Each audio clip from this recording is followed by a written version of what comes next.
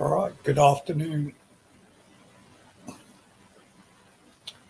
I am going to review Joseph Cohen and Zoubida. We'll review it fairly. If you want the link, it's in the description. I won't do it as a biased thing. I will review it fairly, but I'll do it as the best I can. Okay.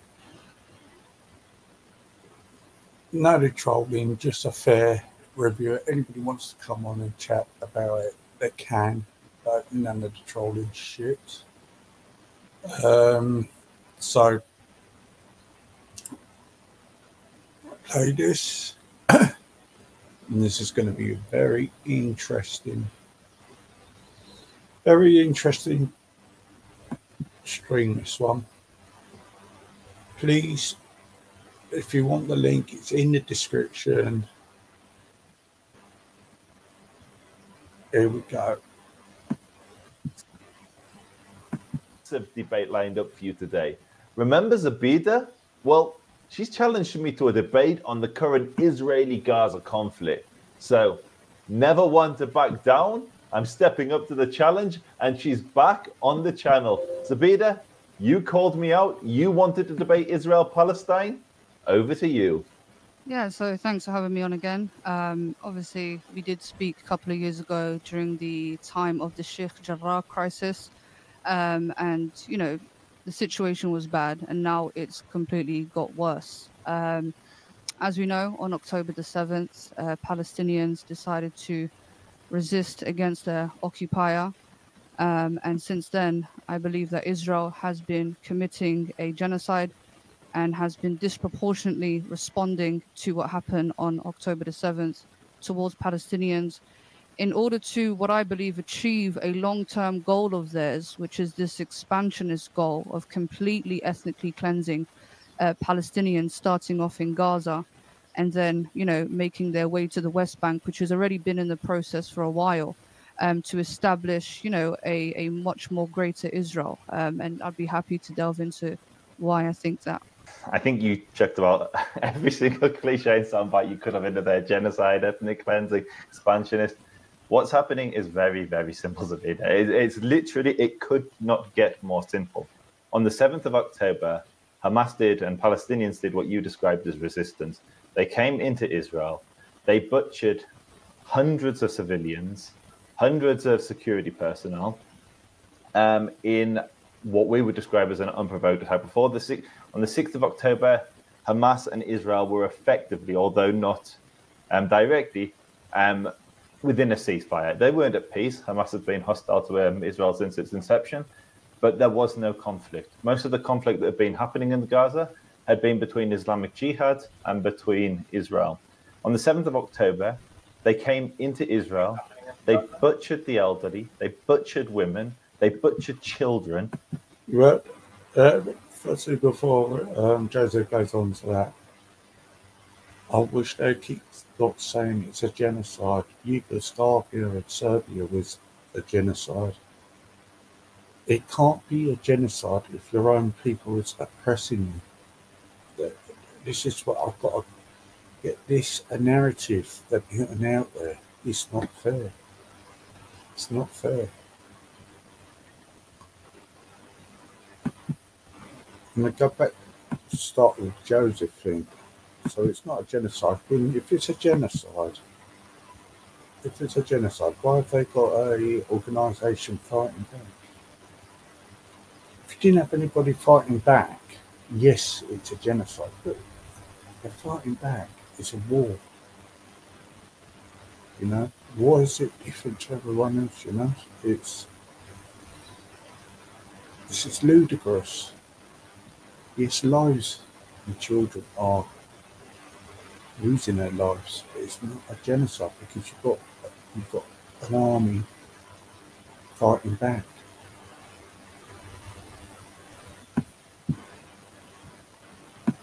Palestinians starting off in Gaza, and then, making their way to the West Bank, which has already been in the process for a while, to establish, a much more greater Israel. And I'd be happy to delve into why I think that. I think you checked about every single cliche and soundbite you could have into there. Genocide, ethnic cleansing, expansionist. What's happening is very, very simple, Zoubida. It's literally, it could not get more simple. On the 7th of October, Hamas did and Palestinians did what you described as resistance. They came into Israel. They butchered hundreds of civilians, hundreds of security personnel in what we would describe as an unprovoked attack.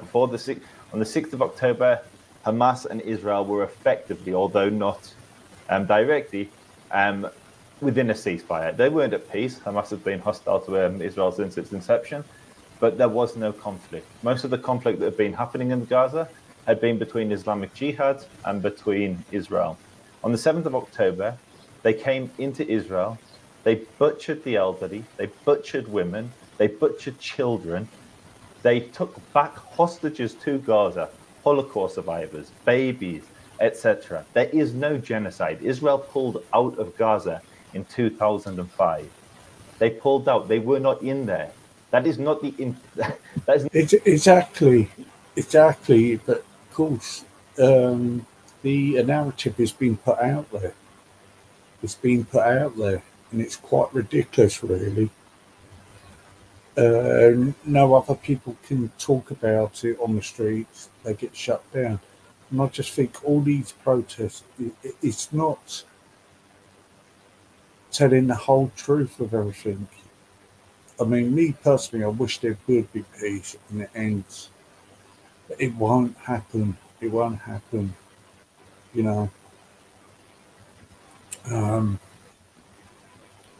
I think on all sides they want peace. But it's not a genocide. It's just not.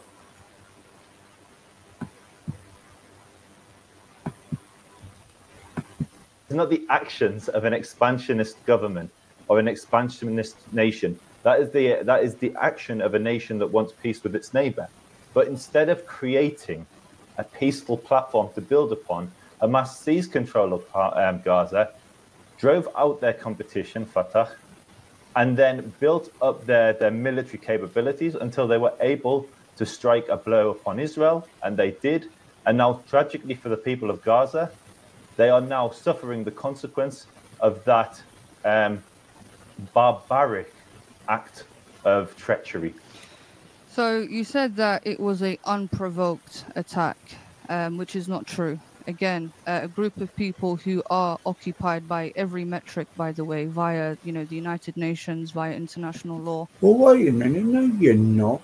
No, you're not. You're saying Hamas is not worth anything. No, you're not. Hamas is worth millions or even billions. And they don't help your own people. You don't help. If they really want a solution, Hamas, for the Palestinians, why don't they sit down, instead of digging their heels in, and sort something out and make life better for your own people? Hamas don't want to do it. I mean, can't you see it? Can't you see what they're doing? It's just mad.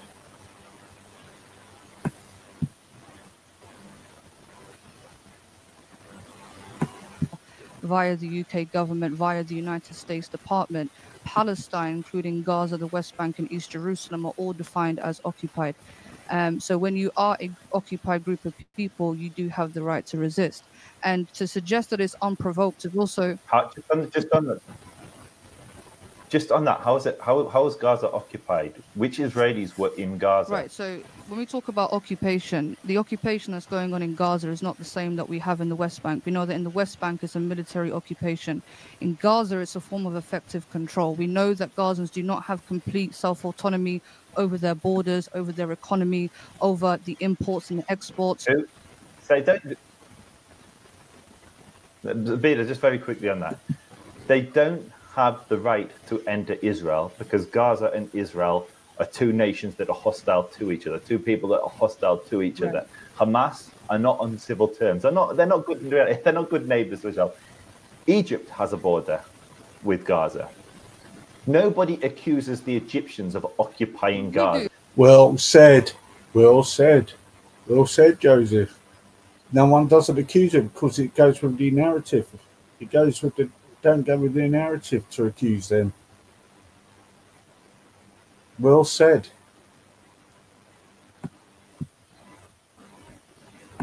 It's Some an of us do. Some of us absurd have the same notion to describe an occupation. It's absurd to describe the sealing of your border as an occupation. If Trump gets elected and seals the Mexican border, is he occupying Mexico? Well, the context of Mexico and the United States is not the same as Palestine and Israel, okay? You say that they're hostile enemies. Why isn't it? Why isn't it?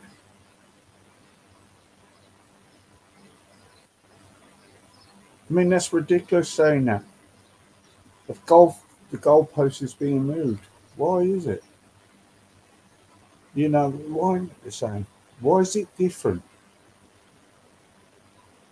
I mean, at the end of the day, it's the normal civilians are getting hurt on both sides. And I think what's happening in this country and on the streets, they're judging all, they say they don't, but they judge all the whole of the communities the same. And that is the problem.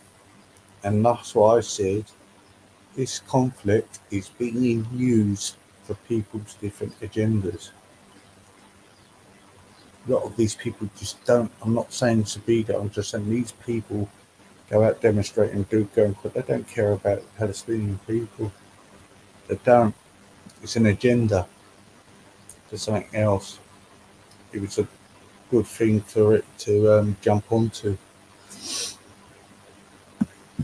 No, it's a great question. Just answer the question. Yes or no? Well, to a certain Yes or extent, no? yes, Would he be because again, occupying? do Palestinians have full control over their borders? The borders is what defines their area. If they cannot control who comes and enters their borders, then again, there's a level of occupation. Occupation is a level of control, okay?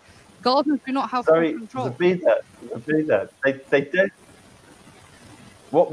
They control who comes into it. If I set foot into Gaza, I will get slaughtered. They control who comes in. Israel controls who comes into its borders, and Israel has sealed its border between, which is understandable. Why on earth would Israel open? It's a genuine question. Listen, why on earth would Israel open its border? I'm not against border control. Okay, I'm not saying that. But what I'm saying to you is the way in which that the border is controlled in Gaza, the power is more in Israel's hand, which again disenfranchises Palestinians. Okay, and it's not just simply about the borders, right? We're talking. Let me just make my point, because you did say some things that I still wanted to respond to. Okay, so again, we're looking at the import and the exports. Okay, we know that the imports that are allowed into Gaza are heavily limited by Israel. Okay, the exports as well are heavily limited by Israel. When we look at the airspace, they don't have control over that. They cannot build an airport. Now, you might suggest to me that the reason why they can't build an airport is because Hamas is going to sneak in weapons.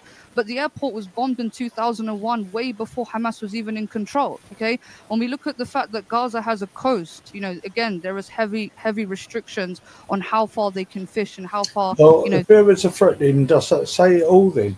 If Hamas wasn't about, there was another group going about, wasn't it? That's why they ain't got the airport. Yeah.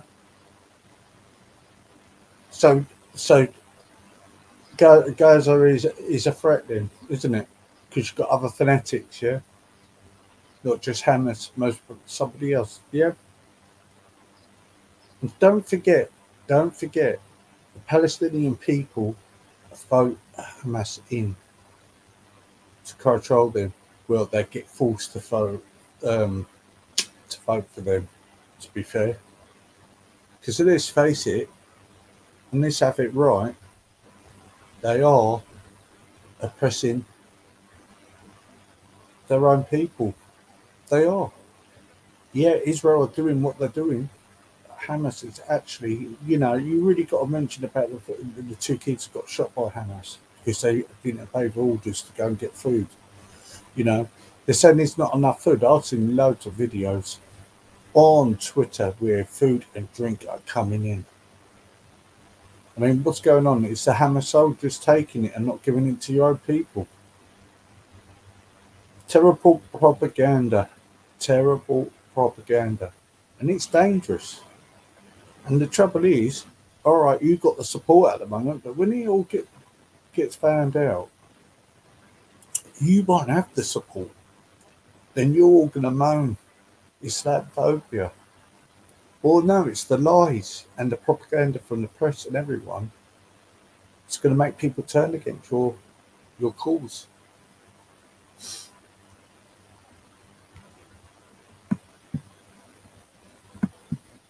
They can't fish. So essentially there is a level of effective control that is going on in Gaza. And I don't like to detach Gaza from the West Bank, right? The people in the West Bank and the people in Gaza are all Palestinians. So the West Bank is an extension of Gaza. So even though you might not say that Gaza is necessarily occupied in the way in which the West Bank is still Palestine. So there's still an occupation which affects all Palestinians. Hamas or any form of resistance that exists in Gaza is not just a resistance specific to Gaza, it's a resistance also to the West Bank. So when you say it's unprovoked, essentially what you're saying to me is that they don't have a right to defend themselves. And I would argue that there are so many grounds for them to defend themselves in the first place. Like I said, combining what is happening in Gaza, combining what is actively going on in the West Bank, what is a Palestinian supposed to do when it comes to, again, the ongoing military occupation in the West Bank, the effective control in Gaza, the illegal settlements that are being banned? How should Palestinians respond to these things?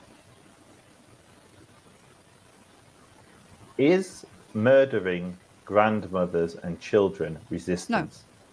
You're the one using this word. That specific act, no. No. So they're not resisting, are they? No, good. So they weren't resisting. Let's go a little bit deeper into that because, you know, I would argue, I can ask you the same question, is murdering little children defense? Absolutely not. Murdering children is immoral. And this is what Israel, as it stands, by any as it stands, Israel has killed 18,000. But murdering your own people as well, if they don't obey orders, is that right as well? You will say, oh, they've been attacked, but there's loads. You're getting mistreated by a regime in Palestine, and you're being oppressed. Why don't you talk about it? Why can't you?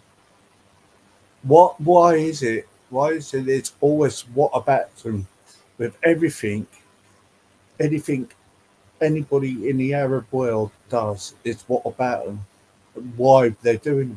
Why can't you just say it's wrong on both sides, and try and get a bit of peace? Why is it got to be that extra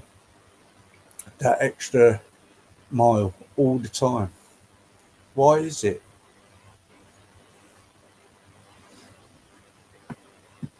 So have you? I challenge you, Zoubida, because I've done extensive research on this. So the Hamas Ministry of Health releases the IDs of all the people they have been able to identify. I went through the IDs that they'd released. So these are the ones they're saying they've counted. Now, this was a month or so ago. There's around 24,000 on there.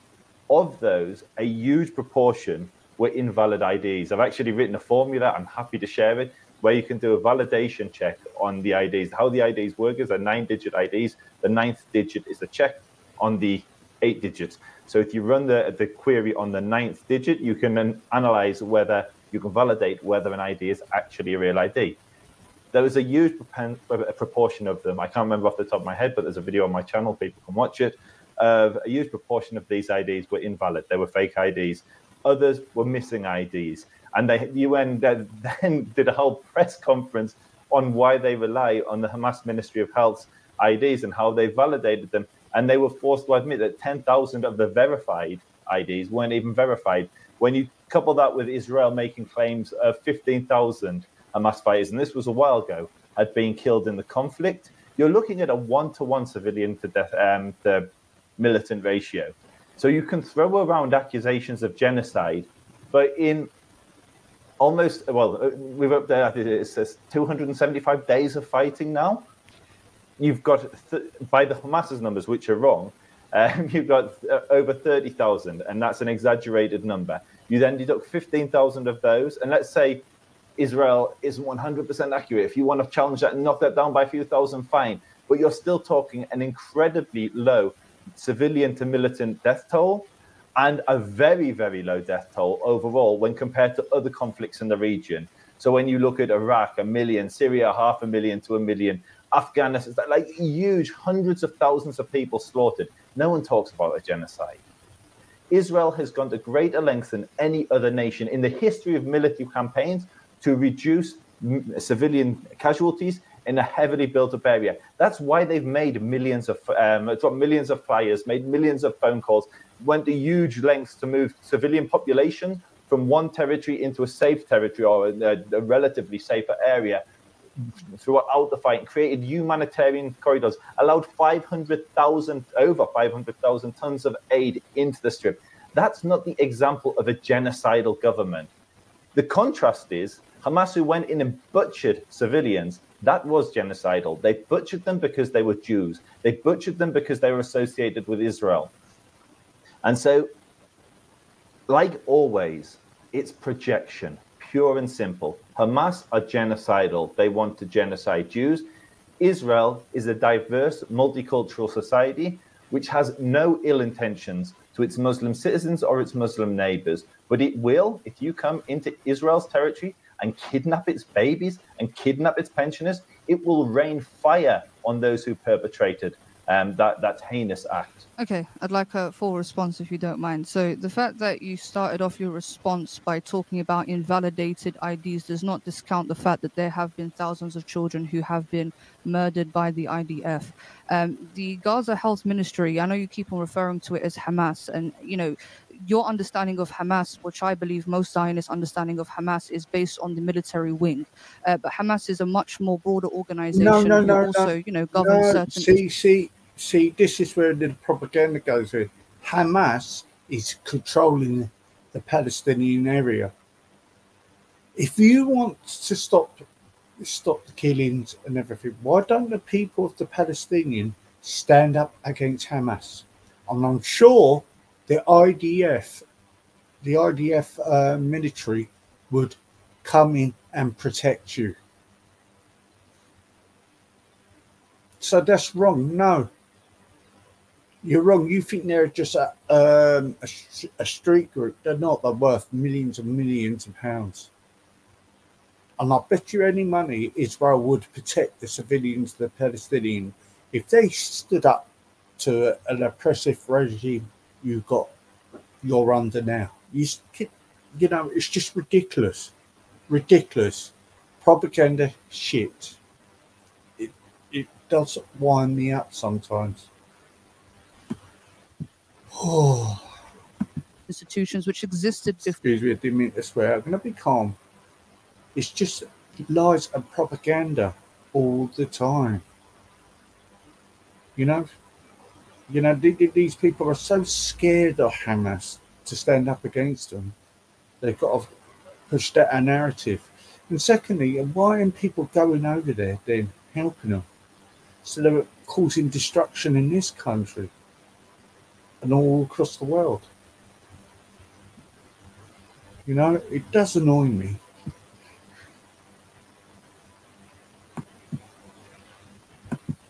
Before Hamas even came about. So for instance, let's just say that there is a hospital that we have in the UK, and tomorrow, I don't know, the Communist Party decided to govern the country. Does that now mean that that hospital infrastructure is utilized in communism, or does that mean that the communists now just rule over the party, rule over the country where the hospital is run? So to try and associate the Gaza Health Ministry necessarily with Hamas is not necessarily true. It's a separate institution that is being governed by Hamas. And so, hang on. You keep saying they're oppressing the hospitals and all that.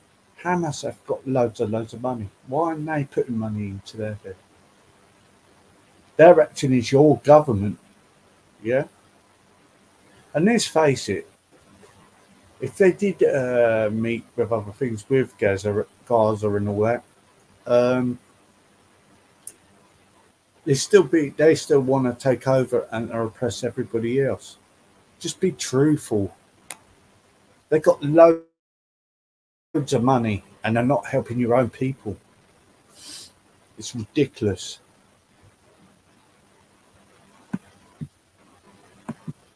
So the United States have actually validated and used their statistics before.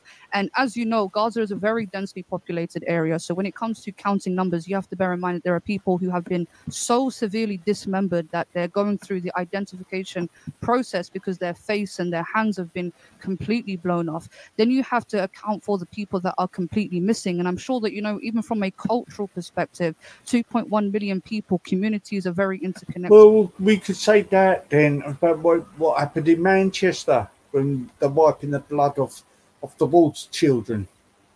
To say that about anywhere else.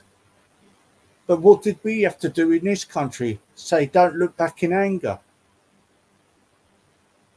You know, it's really hypocritical. It really is. I don't know what it is. I don't know what it is with people today. Can't see anything in front of their faces and just wanna. I just don't get it. It doesn't matter if it's Jews or anything or English. If you do any atrocities to anybody in the West, everybody's got to say, "Don't look back in anger. We can't not allowed to moan." And it's what about them all the time. That when it's happening to you and you're fighting back, the whole world erupts. You put out paid demonstrators and everywhere, everyone, every week. And most of them don't know what they are standing for. And this is what annoys me, because you're not being sincere. It's all what about that, but it's okay for terrorist groups to do what they do through Europe.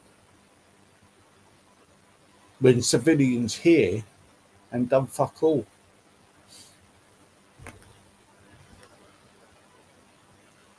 And you live a good life in this country as well. Get treated really well. So what is the fucking excuse when it happens in this country? There's no excuse. So there is intent to hurt the West and to make everybody become the way of life.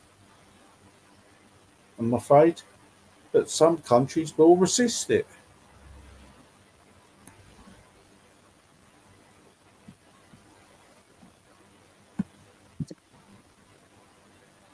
People know each other, and if there is somebody missing from the family, then this would definitely be a red flag. So I'm not, you know, what you're saying does not discount the fact that there have been thousands and thousands of children murdered, even by the United Nations, you know, statistics. The overwhelming. Yeah, Red, I agree. I totally agree. And when I should say, I'm not classing all Palestinians Muslim. You know that, Red. Yeah. But the protesters won't mention the Christians in Palestine, are they? They'd actually will just say it's just a Muslim pop, but no, Christians do live there. Yeah. But no one, all the politicians or the activists and that won't mention the Christians who've been killed there as well. So I just call it Palestine, and now they class it as a Muslim area. A lot of them in this country, don't they? There's loads of Christians that died in Gaza. But they're under a regime of Hamas. I don't know. They've got so much power and they're too scared of them. Look, I'm thinking of the people of the Palestinians, the Palestinian people, the ones that are oppressed. But, you know, please tell the fucking truth as well. Yes, we know Israel are attacking back, but please say the truth. What Hamas is doing to your own people and how they're controlling you and how they are forced to vote in, and you know, it's just tell the fucking truth. It's not black and white, and it's just a narrative. It's all these organisations in this country to bring their money in, to bring more destruction, and the truth's not coming out. Yeah, and they don't want fucking harmony. And you've got normal people, like especially these college kids, got interviewed in America, and they said they didn't know what the land to the sea meant, or it did mean, and they didn't know what they were protesting for. It's just fucking ridiculous. We need people to stand together and say don't want no one hurt from both sides. You know, no one's not mentioned there's been demonstrations in Israel by Jewish people saying they don't want this war anymore. It's the narrative, because it's full of fucking hate. It's full of fucking hate. If you really want fucking peace, get together and create peace across Europe. But they don't want that. You only see what's been happening in America.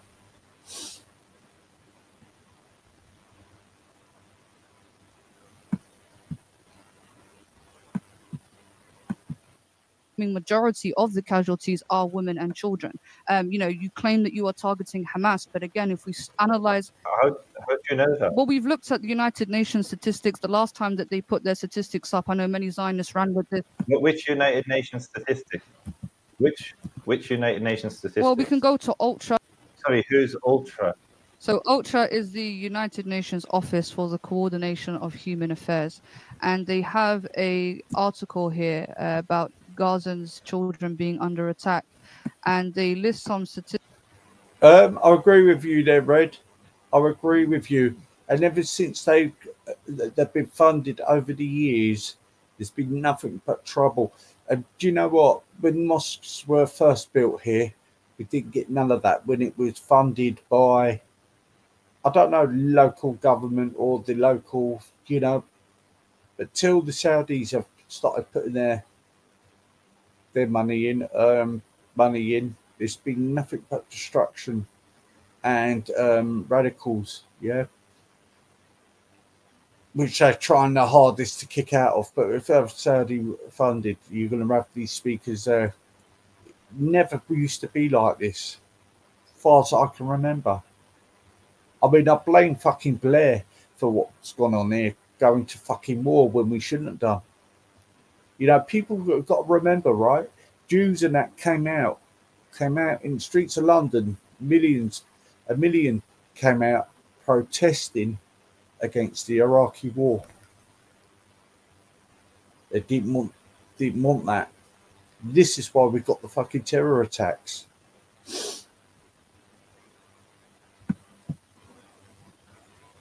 Everybody in this country went out and said they didn't want this fucking war.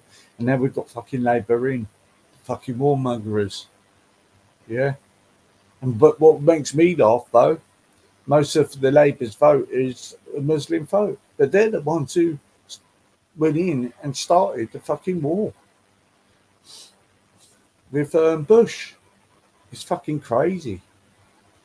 Bloody crazy. Statistics of the amount of children that have been inflicted by the ongoing conflict as early as 2008, 2003. And they have a sort of count of the children that have been killed since 2003. Okay, and, so sorry, statistics to say the least are completely Zoubida. Shocking. So I'm not trying to do semantics with numbers because I think it's very insensitive. So I was just going to say, I thought you were mispronouncing it, but they're both using the same statistics. The statistics come directly from the Hamas Ministry of Health. If you read the asterisks on either reports or either websites, if you're looking at the websites, they will say this is from the Hamas Ministry of Health. And it's the ID list I just spoke about. It's the list of IDs, which a month ago was 24,000. I'm sure it's gone up a little bit since then. If you run analysis on it, you will find a number of those IDs are not that the United Nations didn't even bother to validate them. I'm an absolute computer illiterate. I am terrible with technology. Yeah, I was able to run an Excel query on the list of IDs and identify a huge proportion of them as not being valid. I'll get that exact number while you're talking, but we're still talking about the Hamas numbers. Right, I understand, but that still does not invalidate the thousands of children who have actively been killed in Gaza. I mean, I've also myself witnessed cases of, the Hind Rajab case, the 6-year-old girl who was brutally murdered in a car whilst her family were dead. Over 300 bullets were consecutively fired at this car. Clearly non-combatant car. We don't know, what the reason for 325 bullets being fired on a car which had a child within it. We have seen the dismembered bodies of children, again, in refugee camps. When you talk about the 1-to-1 ratio, this is actually incorrect by the Israeli standards. So I'm not sure if you're aware of the technology that they have been using called lavender. And the source that provides this actually comes from Israeli sources. You can research it as I'm speaking. It's called Lavender AI Systems. This was a technology that was used by Israel. And according to this technology, the ratio that they were happy with was a 1-to-20 ratio, not a 1-to-1 ratio. At times, sometimes the ratio has been high from 1 to 100. So there was a specific case in Jabalia refugee camp. There were civilians there. And according to the IDF, there was one Hamas soldier there. And I will give you the evidence whilst you respond. But there was one Hamas soldier there. And according to Israel, it was completely fine to fire an airstrike within that refugee camp, knowing that there were civilians there, for one person. So in cases like that, the ratio was 1 to 100. I don't believe that Israel is being precise in the way in which that they are targeting Hamas. I think they're being deliberate. And again, when it comes to genocide, I'm not using these buzzwords to make myself sound smart, okay? Genocide is largely defined by its intent, okay? And we can see the intentional genocidal statements that have been said by the president, by the prime minister, by rabbis, by members of the Knesset who have called for complete extermination of Gaza. They've called for nuclear bombs in Gaza. Yes, you may say that some of them were reprimanded, but at that point, the damage has been done, especially when you have a bunch of angry IDF soldiers who are being indoctrinated with extreme violent rhetoric. Then that's the type of actions that we're going to see being replicated in Gaza. So, and again, a genocide is not necessarily defined by the numbers. We know that there are some genocides with a death count of 3,000, some as low as 1,000, and some as high as 6 million. So to do this numbers game still doesn't detract from the fact that it is not a genocide. And I just lastly want to finish up, we have the death toll, which is horrendous, but we also have the mass destruction that's also been caused in Gaza. 70% of Gaza's infrastructure has been completely destroyed. Every university has been leveled. There are only a handful of hospitals that are actively operating to basically deal with 1.1 million people have been displaced and thousands of people that have been injured. The IDF, in their process of eliminating Hamas, have completely leveled over 300,000 homes. Now, from a mathematical point of view, I don't understand what the relevance of that is, because according to Israel, there are 30,000 Hamas members. So according to them, justifying why 300,000 homes needed to be leveled means that one Hamas soldier must have been in 30 homes at the same time. And bearing in mind, you guys also claim that you have hostages that are within these facilities. So what we are seeing is complete mass destructions in hopes that one of the airstrikes ends up killing a Hamas soldier. And lastly, even according to the IDF, the identification process of who Hamas is and who isn't is very skewed and very flawed. For instance, even just being affiliated to Hamas could end you a death sentence, as we saw in the case of Ismail Haniya's grandchildren, who just because they were his grandchildren were killed during airstrikes, which were supposed to be for his sons. Again, being affiliated could be something that's being related or even being in close contact with them for a very short period of time. And going back to the Lavender AI technology system, they even said that they identified 37,000 Hamas affiliates, some low ranking, and just being a low ranking Hamas affiliate could also get you killed. So even for them, it's pretty much everybody's Hamas, and a small affiliation, just like a conversation or being related, could be enough to say that you are Hamas and you deserve to be killed. So I don't think they're being precise. I don't think they're being strategic. Their rhetoric, their actions is very indicative of them trying to commit a genocide and trying to completely destroy Gaza. Sorry. So as you rightfully said, You're genocide muted. has a definition. It was coined by a Jew, Raphael Lemkin, to describe the genocide of the Jews, or describe the atrocity that was inflicted upon the Jewish people when in 1930s and 40s Germany, Europe, the Nazis tried to exterminate the Jewish race. And that's where the word genocide comes from. Genos, and side is killing, genos is race, genocide to kill who you would describe as Palestinian. They sit in the government.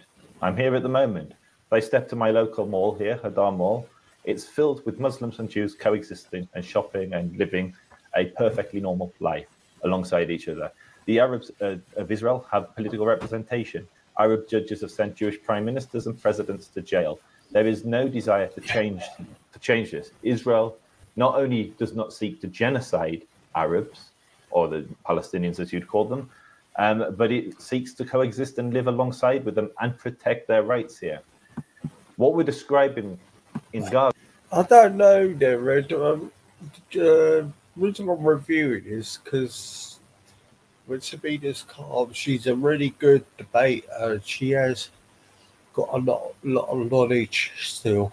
But what I'm saying is the two leaders most probably sit together and say, let's keep this war going because it brings money in for them, you know. And then war generates money, doesn't it? So, you know, they could really, it's not about land, really. It's about people generating money, really. Hamas don't care.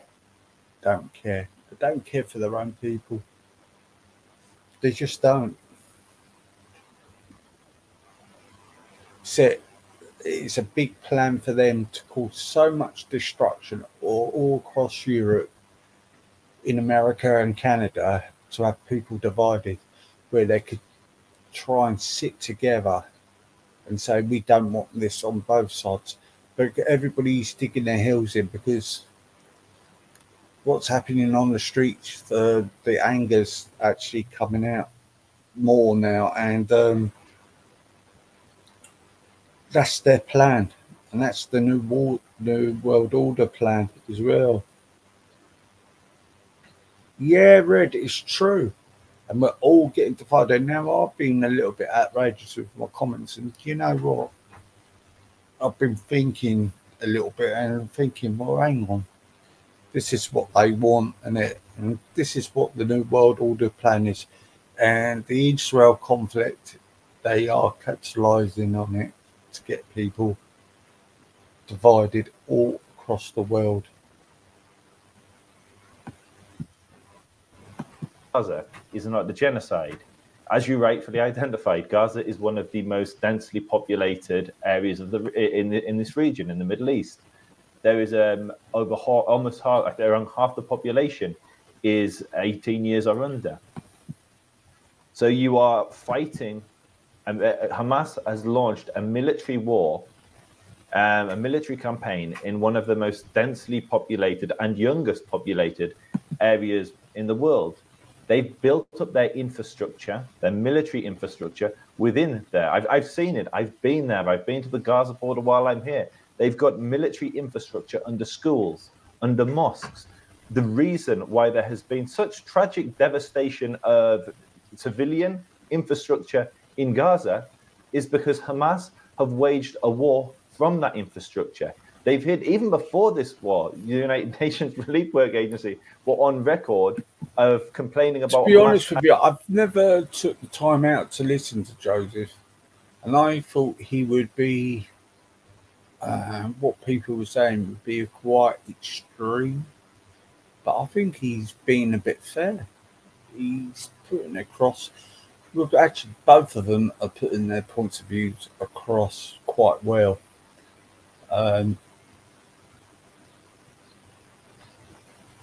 So, you know, at the moment, people feel this pro-Palestine thing, but in the end, people will get fed up with it and turn against it, because people will just get fed up with the demonstrations every fucking day of the week, all through the year. In the end, and they're saying this is getting fucking stupid. Do you know what I mean?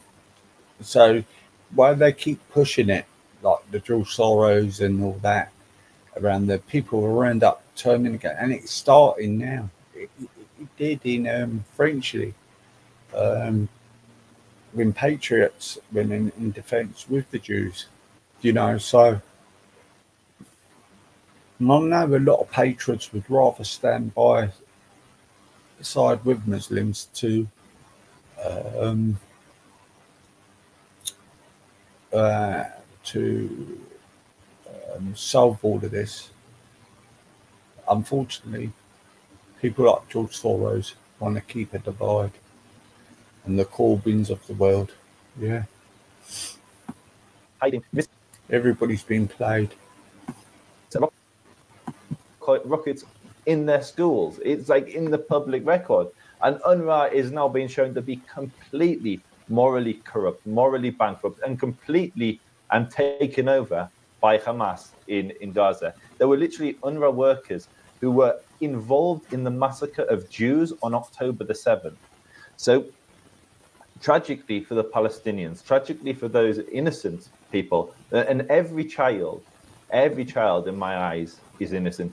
Every Arab child living in Gaza, their life is as sacred as every Jewish child living in Israel. There's no difference. Children are innocent, and they are the true victims of this barbarism and this conflict that Hamas has Well said. Well said. Instigated. And so to come back to the genocide, in every genocide, you can look at the intentions of those which are perpetrating the genocide. And I wouldn't argue with you. There will definitely be Israelis who are fighting in Gaza who will have carried out acts that I would rate as beyond the pale. Because in war, people do horrible things. But we can't look at the actions of individual soldiers. We have to look who defy military command and military orders. We have to look at the actual institutions themselves, the government, the nation. And that's where we can say there clearly isn't an attempt at genocide. Otherwise, you have to explain how and why Israel would allow 500,000 tons of aid, over 500,000 tons of aid into Gaza. Why it goes to such lengths as dropping millions of flyers on neighborhoods, creating maps to show civilians where to go to, because there's going to be there's going to be an incursion into that neighborhood to eliminate a Hamas threat that is embedded within that community. So you have to explain to me, where is the intention? Why is Israel going to and putting its own soldiers at risk? If you warn your enemy that you're about to make an incursion into their territory, they can prepare themselves. They can buttress themselves into their defensive infrastructure. They can flee. They can move around. They can lay ambushes and booby traps because they know that you're coming into their territory. So no military does that in the history of warfare, yet Israel is doing this. If Israel wants to genocide Palestinian civilians, why is it warning basically anyone within that region of an imminent military campaign there? Why is it allowing 500,000 tons of aid? Why is it making millions of phone calls? Why is it dropping millions of flies? Why is it creating humanitarian corridors? Why is it putting its own soldiers at risk to preserve civilian life? When Jesus came and walked these streets, he invited you into the story. Okay, so I'd like to respond to the first point that you spoke about Palestinians living in Israel, and you claim that you don't have an issue, Israel doesn't have an issue with Arabs. The fact that you guys can't even refer to them as Palestinians based on their true ethnic origin shows how much respect you have for them. They're not simply just Arabs, they're Palestinians. Palestinians are a made up thing. Well, they are Arabs, aren't they? Well, I mean, what are they then? It's not a race, is it? Palestinians, it's a place, isn't it? So, what do we call them then?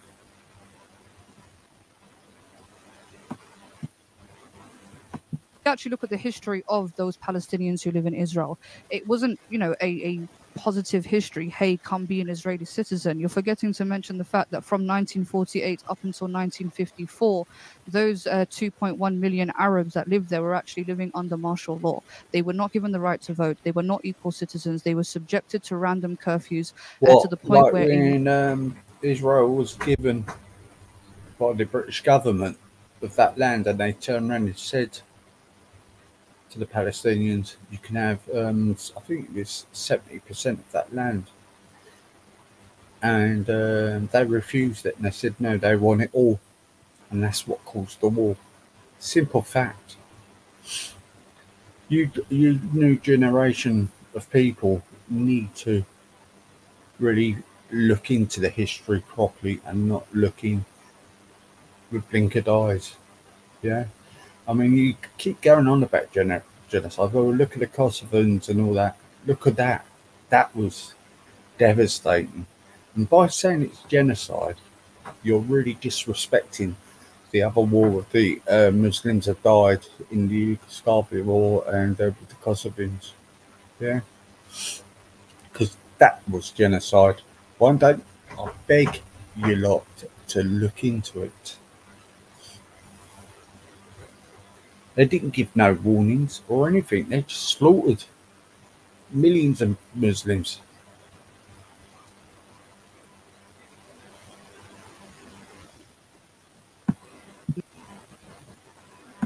massacre incurred called the Kafir Qasim massacre, where the IDF issued a random curfew for those Palestinians, unbeknown to them. And if they did not reach back to the refugee camps in which that they lived in, then they were massacred, including children. So it took quite a while for these Palestinians to be incorporated into Israeli society. There's also been suggestions by some right-wing politicians within the Knesset to do a population exchange, and there have also been polls to suggest that if they had a choice to exchange the Palestinians who lived in Israel with other more Jewish people, then they would advocate for them to be sent to the West Bank to increase the Jewish population.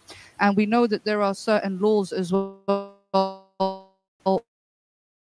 or bills that have been passed within Israel to define Israel as a Jewish state for Jewish people. Okay, so the basis of Israel is a state that was created for Jewish people, and as we know that many Jewish people, regardless of where they're from, can utilize birthright to get immediate citizenship. So it is a state that is basically catered to a specific ethnicity, and those Palestinians essentially do, much as you say that they have government representation, there is absolutely zero chances of them actually getting. There's not enough people that will vote for them, so they're largely disenfranchised in that sense. And we know since October the 7th, many Palestinians who live in Israel who have voiced their contempt against Israel have been arrested for simple things like posting something on WhatsApp. So to act as if it's all dandy, it's got a very dark history. Many of those people are refugees themselves, fleeing from other Palestinian towns and villages as a result of the Nakba. Going back to the genocide again, you said that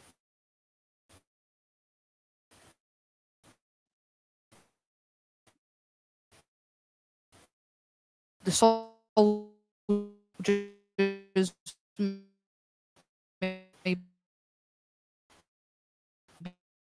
be acting in a certain way out of rage, but let's look at the actual infrastructure and let's look at the people's connotation towards Palestinians. On October the 13th, he said, "Gaza is the city of evil. We will turn all places in which Hamas deploys and hides into ruins. I am telling the people of Gaza, get out of there now. We will act." What do you expect? We're on October 7. You raped, you butchered people, you humiliated people. You still got a pregnant woman. You got a little babies still hostage at the moment. Pregnant people and that. What do you expect? Well, you're going to expect him to say, "Oh, well done, bravo. Let's break bread."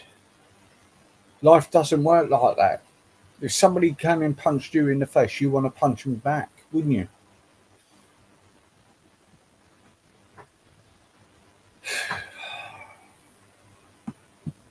everywhere and with full power. So he's basically saying that all of Gaza is essentially a legitimate target. And again, on October the 28th, he said, "You must remember what Amalek has done to you," says our Holy Bible. Now, you might say that there's context to that. He's referring to Hamas, but aren't Hamas Palestinians? Hamas are technically Palestinians. So again, to define a Palestinian militant group in that way, you are also extending that rhetoric towards Palestinians who live in Gaza. It's no different from me, talking about people within Israel, calling them a specific name. I'd be the first to be called anti-Semitic. And again, when you talk about them, giving aid, we know that a lot of aid has been delayed. I actually speak to people from Egypt who are sitting at the border, sitting at the crossing, waiting for the aid to come back in, and there are major delays because, as you know, when the aid is coming in, it has to be checked, and most of the boxes are emptied in a very dehumanized. Yeah, because Hamas are taking the food and drink and not giving it out to their own people. And that is the truth. This is what annoys me in the propaganda. It gets put out. It's bollocks. So, okay, if Israel put it and sort it out, do you think Hamas are going to treat you any different? No. Same shit will happen, even worse. Even worse. If you don't obey orders, you're humiliated. Women are humiliated. Tell the bloody truth and stop laying it on. Yeah, it's the people who are controlling you in there. Why don't you blame Hamas for doing what they done on October the 7th to put your lives at risk? They knew what's going to happen back, so why do it? Degrading way, and then they're not put back in. The people have to essentially put the aid back in, and if there's one faulty issue, then the aid is not coming in. There have been multiple reports of aid basically expiring because it's just been sat at the crossing for a very long time. And also we have many cases of starvation and people dying of starvation, specifically in the north, because of the delay of aid simply getting in. Again, I have had the conversations with people in Gaza, and they tell me the condition, and yes, it varies depending on where you are. The north has been completely affected. Aid is delayed getting over that side, even though there's technically 2 crossings close to that vicinity. Okay. And the water that they are receiving is absolutely inadequate. And then you have people who have been displaced from the north. That's rubbish, because I've seen crates and crates of water in plastic bottles. So what, you're lying. You're lying. Who is making it difficult to bring it in then? It's the security of the Palestinian security, isn't it? So how are you blaming Israel for that?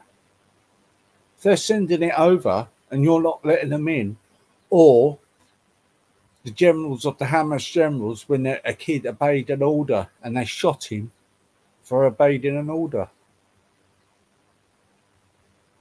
Tell the truth.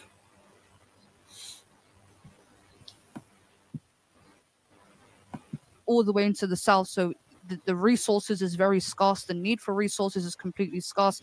Again, the United Nations has a database to deal with what they call, risk of famine, and in certain areas the risk of famine is completely imminent. So what I feel like your argument is, we're not committing a genocide because we're not doing it as brutal and as fast enough as you'd like. Right. And as we know, a genocide, even when it came to the Holocaust, didn't happen in one go. It happened through a long period of years. Wait a minute. Is Israelis actually occupying, going into your area and killing you and then putting you in ovens and that? You silly woman. You silly woman. Like I said, take a look at the Yugoslavian war and see how many Muslims were killed there. Or about Yemen with Saudi Arabia bombs. Look how many starving children there are, Muslim children over there.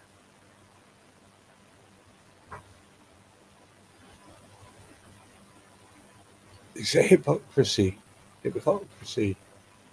I think you've got to start looking at yourselves at who are starting the wars and who is a threat to different countries with these radicals. I'm sorry, you're brainwashed. And it's a bit of a lame excuse to compare it to the Holocaust, because that is disrespectful. It's nothing like the Holocaust. If it was, say yes, it is. But you're fighting back. The Jews didn't fight back. Other people had to fight back for them.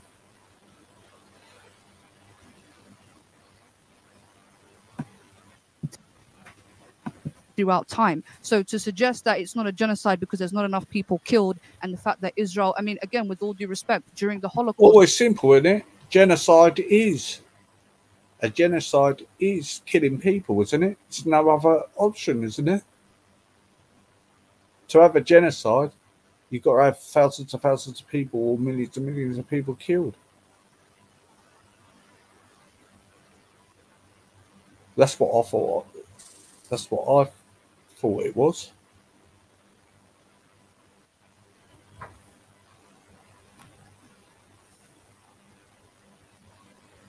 Well, then stop blaming the Israelis. If you think it's a genocide, stop blaming Hamas. If they just surrender and sort out a peace thing, then it won't happen, will it? What do you expect? They've got an army want to protect their own people, like just the Palestinians. Its only reason is because they're more forceful on you. If it was the other way round, there would be no fucking arguing. Everybody would be dancing around Europe.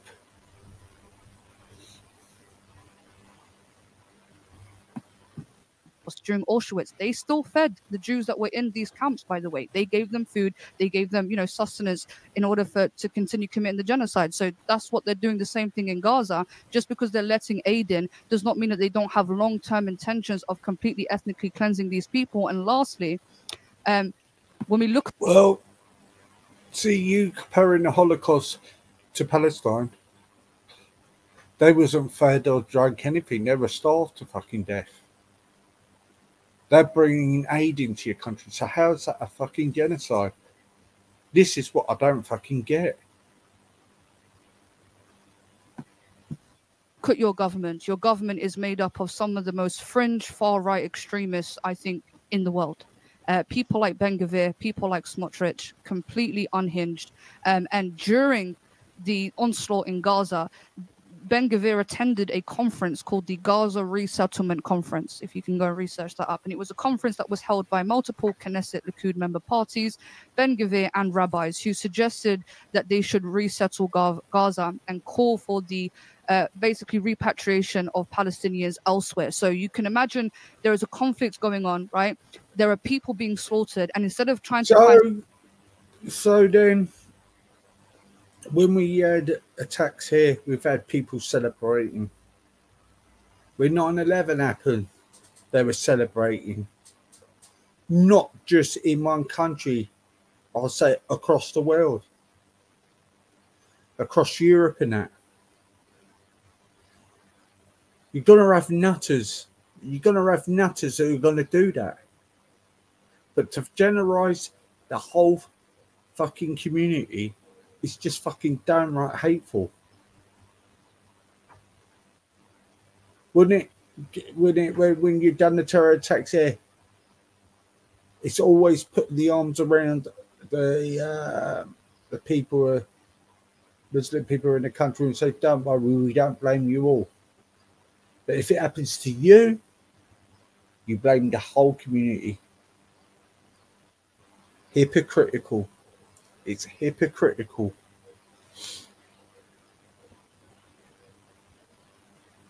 It's what about some, oh, America done this, England done this. No, innocent people have died in here. Yeah. But there's no sympathy. Always play the victim. I'm sorry. Always play the victim. It's getting a bit tiresome. When there'll be other people across the world who have empathy, what happened in New Zealand and everywhere. But people were actually celebrating October the 7th. I haven't seen any fucking Jews celebrating and British people dancing and celebrating. You not getting killed. That community getting killed. Not at all. I guarantee it will be from who claim they follow that religion. Every time they kill someone across Europe or across the world, they claim it's a victory. Yeah, I ain't seen no Jews doing that. So it's out of order you saying that. And it's really insincere saying it as well. No one doesn't want anybody killed. But I'm afraid the fanatics from the Palestinian side and people supporting all that only just shows in America where Jewish people are just getting attacked in the street now. People are turning outside their houses and they're cynical. Have you seen the fucking Jews doing that outside a mosque? Never. They've gone out peacefully. And then you turn it around and say it's their fault when they've got their people killed. Winds me up. And some solutions. You're suggesting long-term goals of how to resettle the place and establish, your own settlements in Gaza as it's actively being destroyed. So that indicates to me that there are ulterior motives as to what they want to do in Gaza and in the West Bank. As of recently, more settlements have been approved. So there is an expansionist ideology going on here. Okay, so there's a lot to cover. So if I was typing now, I was just making notes of the various different areas that you went over. So I'm going to do the same. I'm going to work my way from the beginning of what you said to the end of what you said. So you started describing how Palestinians, as you described them, they don't call themselves Palestinians, but you want to call them Palestinians, Arabs living in Israel. Many of my friends are Israeli Arabs. They reject the identity of Palestinian. It's a modern identity that was created in reaction to Zionism. Palestine was the name that the British gave the region. The Palestinians then were largely Jews. The Palestinian football team, the Palestinian wine company, Palestinian electric company, all of these organizations and institutions were Jewish. They were all Jewish institutions. So much so in our last debate, you gave the quote of Oni Bey Abd al-Hadi, and I responded with what he claimed in 1936, which is Palestine is a term the Zionists invented. There has never been a country called Palestine. In the 60s largely, but a little bit before then, Palestinians adopted the identity which the British forced upon them. It's an entirely post-colonial construct. So the Palestinian nationalism, the keffiyeh that you're wearing, was designed by John Pasha Glubb. Pasha John Glubb. He was a British man. The Palestinian flag of the Arab Revolt was designed by an Englishman, Mark Sykes, from the Sykes-Picot Agreement, with Mark Sykes being a British diplomat. The entire Palestinian identity is a construct, a post-colonial construct in reaction to the indigenous rights movement, the Zionist movement. Now, to come back to Israel today, because we've done history before, we don't really need to go there, but to come back to history today, to come back to today, you say that the Arabs don't have equal rights here and they don't have political representation. That's nonsense. Have you heard of Mansour Abbas? Not Mahmoud Abbas, Mansour Abbas. He was a member of the government in the previous government. He has a very, very large Arab Muslim political party, Sunni Muslim political party in Israel. There are many Arab parties. There are many Arab members of Knesset MPs. The idea that Arabs don't hold and have political office here is a fantasy constructed by those who've never visited here. Anyone who's ever stepped foot in Israel is laughing at what you're saying right now. The idea that Arabs don't have the same rights as Jews here is insane. And you said that an Arab can't become prime minister. That's nonsense. They absolutely can become prime minister. They can become anything in this country. This country does not discriminate based on one's race or religion. And so the only people who advance this lie are those that have never been here. And then let's look at those politicians we're talking about. Yes, you may find one or two right-wing Thank you, Joseph. You have just said what I've been saying all along. All these people who have got their opinions in this country spread the hate. I've never been to the country. Never been.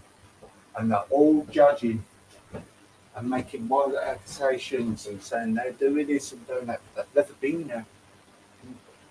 Never been there. Thank you for confirming what I was saying.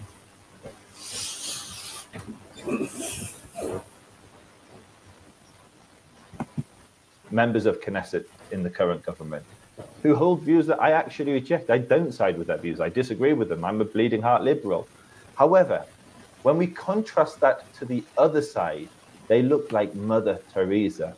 Let me just read a few quotes to you. We must attack every Jew on planet Earth. We must slaughter and kill them with Allah's help. That's from Fatih Hamad. Another quote from Ahmed Bahar. Oh Allah, destroy the Jews and their supporters. Oh Allah, destroy the Jews, not the Zionists, not the Israelis, destroy the Jews.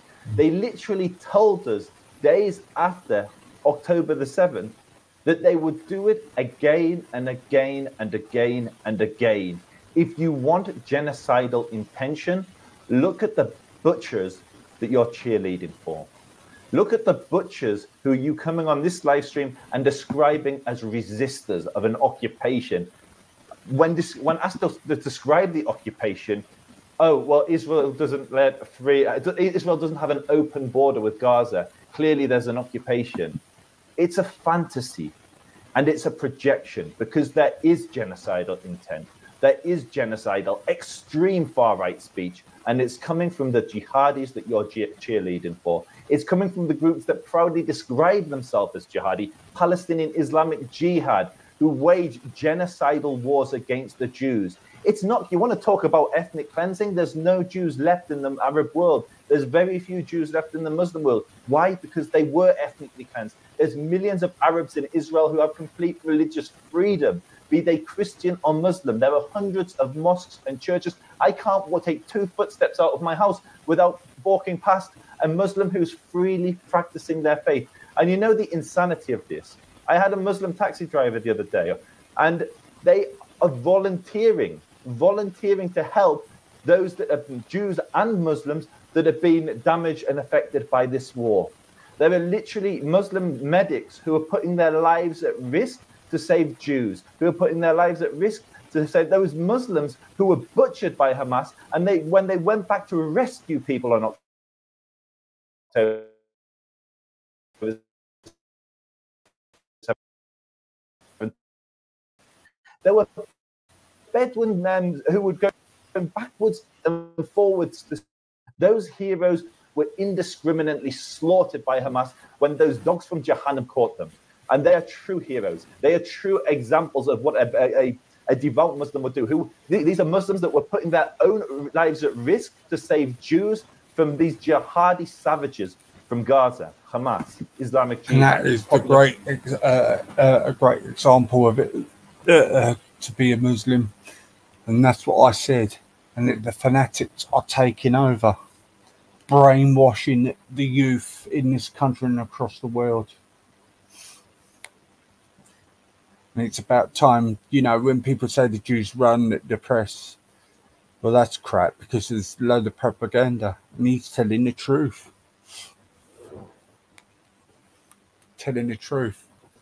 People don't really look into it. They're just lazy. They just go with the propaganda and that. For the liberation of Palestine. So you went on. And so you went on to give quotes from Netanyahu and the likes. And even in your quotes, you refuted yourself. You're saying, look, he's talking about Amalek, and he's literally preceding the statement with Hamas. They're talking about a Gaza, city of evil. We're going to destroy, raze to the ground any institutions that Hamas are using, any built infrastructure, that Hamas are using. That Hamas, not Palestinians. Israel makes the distinction between Palestinian, civilian, and Hamas and Islamic Jihad. In contrast, the Palestinian politicians I shared with you, the Hamas politicians, they are talking about slaughtering the Jews wherever you find them. Their speech is no different from Nazis, and their actions was no different from Nazis. You talked about aid being piled up. Just go on Twitter and look. You can literally see drone shots of huge stockpiles of aid on the Gazan side. The reason that I said that. Start at the beginning. He's talking facts and it's the fucking truth. But no one don't want to say the truth, and it's the fucking truth. It's the truth.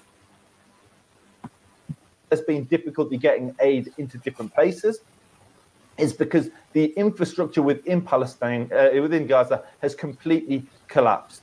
So you have UNRWA no longer able to deliver aid. Because IEDs are planted in roads, Israel tears up roads before it moves into them to remove the risk of IEDs taking out their troops, which has happened multiple times, which is why now Israel removes roads. So there's logistical reasons why it's hard to distribute aid within Gaza, but there's no restriction from Israel on getting the aid in, and that's why it's piling up on the Gazan side, and you can literally see drone footage after drone footage of huge stockpiles. It doesn't matter who you're talking to on the Egyptian side, you can look at the drone footage yourself on Twitter after this.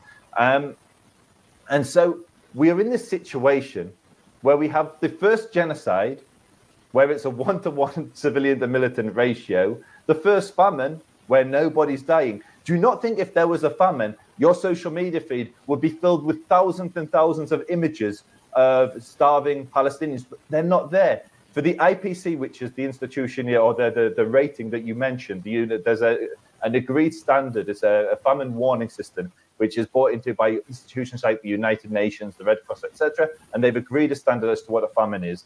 And they declare it a famine. It's phase 5, which is where you're actually in a famine, when 2 out of 10,000 people are being killed.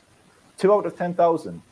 Now, they declared a famine as early as November, and they said back then it was affecting, I think, 377,000 people from memory. I made a video about this. Please go and check it out. It'll educate anyone who's watching this. It's a short video, but it absolutely shatters the myth of a famine. Now, if there were 2 in 377,000, and then they increased that going up to 1.1 million people being affected by famine, phase 5, we would be expecting over 30,000 people would have died from malnutrition. That's like the death toll you're basically quoting for the entire war. The death toll would have doubled, but it hasn't, because no one is dying from a famine, because guess what? There isn't a famine, just like there isn't a genocide. This is the first famine that's killed nobody, the first genocide where it's a 1-to-1 civilian to militant ratio. And the comparisons between Auschwitz are disgusting. In the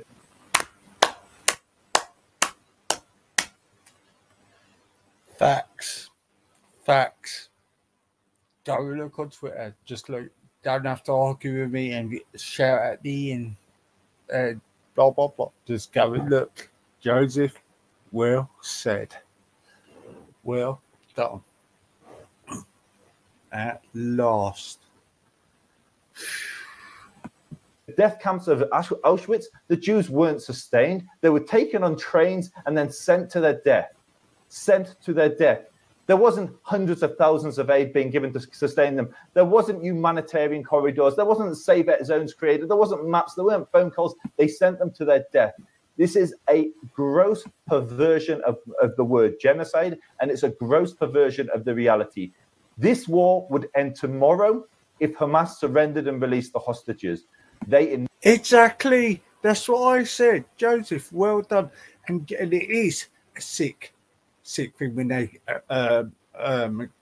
look, if it was happening, I'll be the first one to say, but it's not happening. The famine and that. And he's fucking right. And it is disgusting and perverse to keep going on about the fucking Holocaust where they didn't have no warning and they didn't have no chance to fucking fight each other. It's so fucking disrespectful and disgusting. And these people keep referring it to that. Should really take a long look in the mirror. Yeah. Regardless any background, anybody. If it happened to Muslims back in the day like that, I'll be saying the same as well. He is so right. Do you know what? I'm so glad I'm listening to it. It's the first time I've listened to Joseph. First time I have. And do you know what? He's right. Because he said some of the things I have said.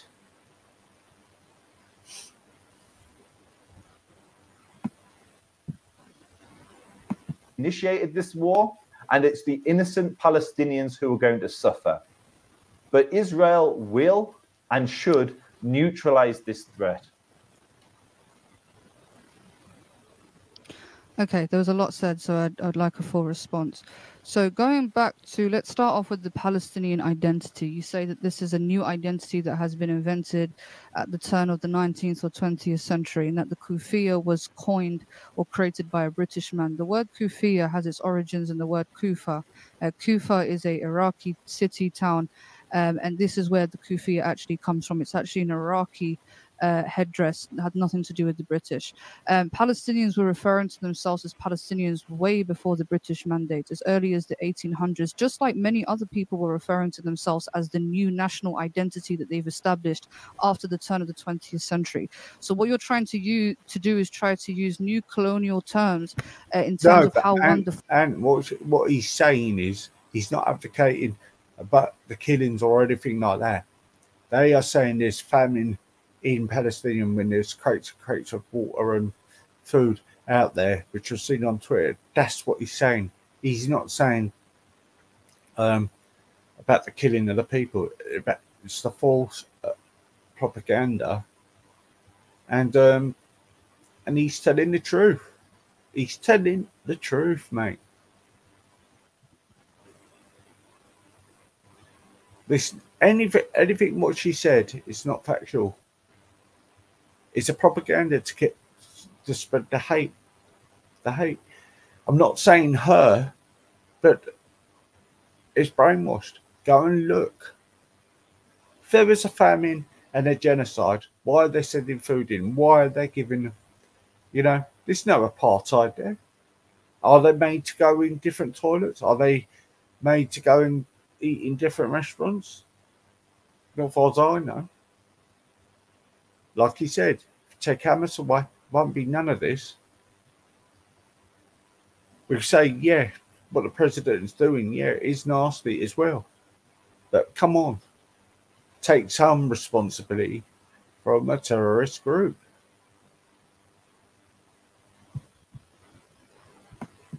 Finds themselves as a nation and saying, well, because Palestinians didn't use nationalistic terms, therefore they weren't actually a people. Palestine is a place, the people who live within Palestine. No, because they have been brainwashed to say that. A lot of these demonstrators are paid for. It's fucking propaganda. It's the same with everything else. Yeah, it's a fucking war. What do you want them to do? You want them not to protect their own people. You only got to look what's happening. Man, wake up, man. Are defined as Palestinians. Palestine is an exclusive identity as well, unlike the Israeli one, because you could be a Palestinian Jew, Palestinian Christian, Palestinian atheist.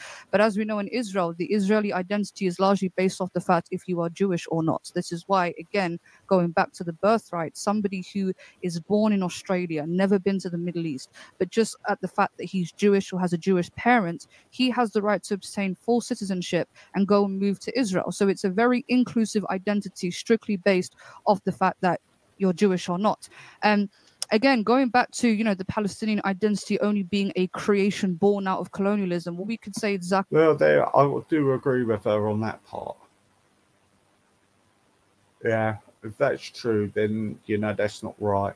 I said I'm going to be fair and not one-sided.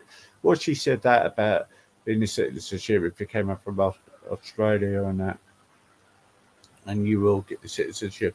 Yeah, but this is the problem with, of the identity, innit? But I do agree with you, with her, with that. The same thing about Israel.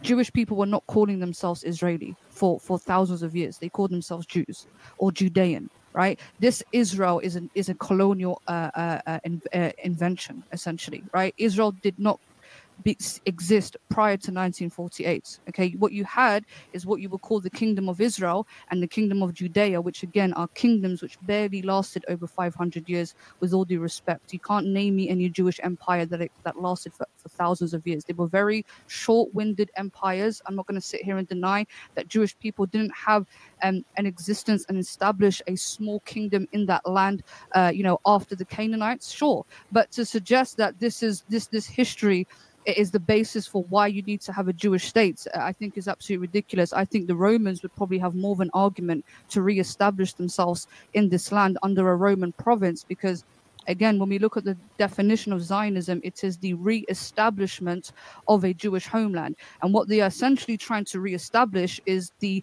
presence that they had there 3,000 years ago, which was very, very minimal. And again, how can you re-establish yourself over a pre-existing people? If you go onto the Jewish Virtual Library, it has statistics of the Jewish and non-Jewish population prior to 1948, and we can see that there were millions of what you guys classify as non-Jews, i.e. Palestinians, living in that land. So to act as if the Palestinian identity... Joseph's never said that. Say that to him, that's better. He's never said that. You cast yourself as non-Jewish. Don't you? Is that why Hamas, the book says you want to wipe out all the Jews? Bit of a strange one, that one. Okay.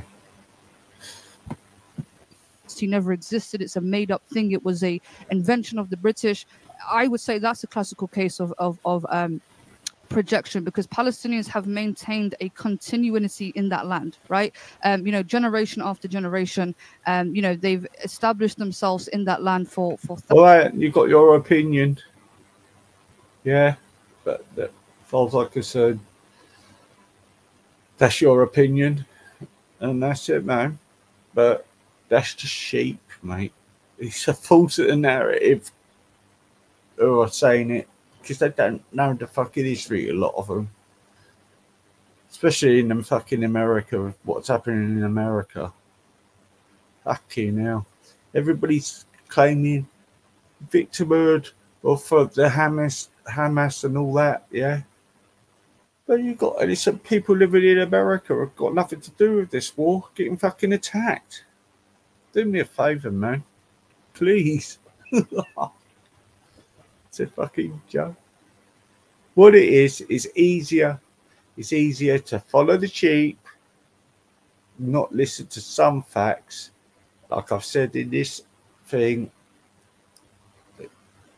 I think they're all getting played by two leaders who are generating money for themselves. Okay? Ordinary people who are living in that country and that are getting played by. And this could be stopped.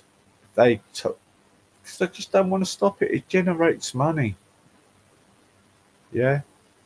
It generates money. And it's a spiral. It's a spiral thing as well. And this is what I was saying about the New World Order's coming now. And that's why we're getting everything all over there.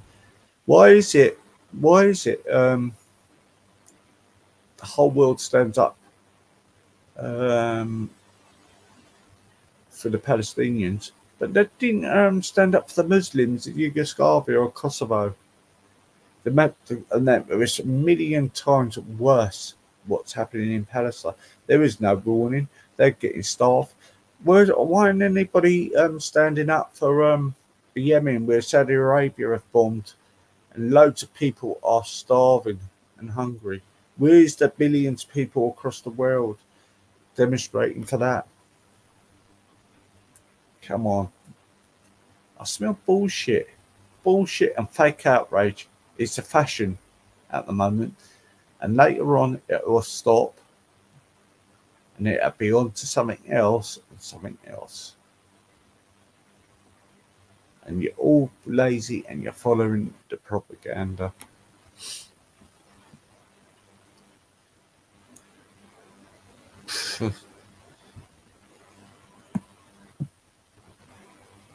Thousands of years.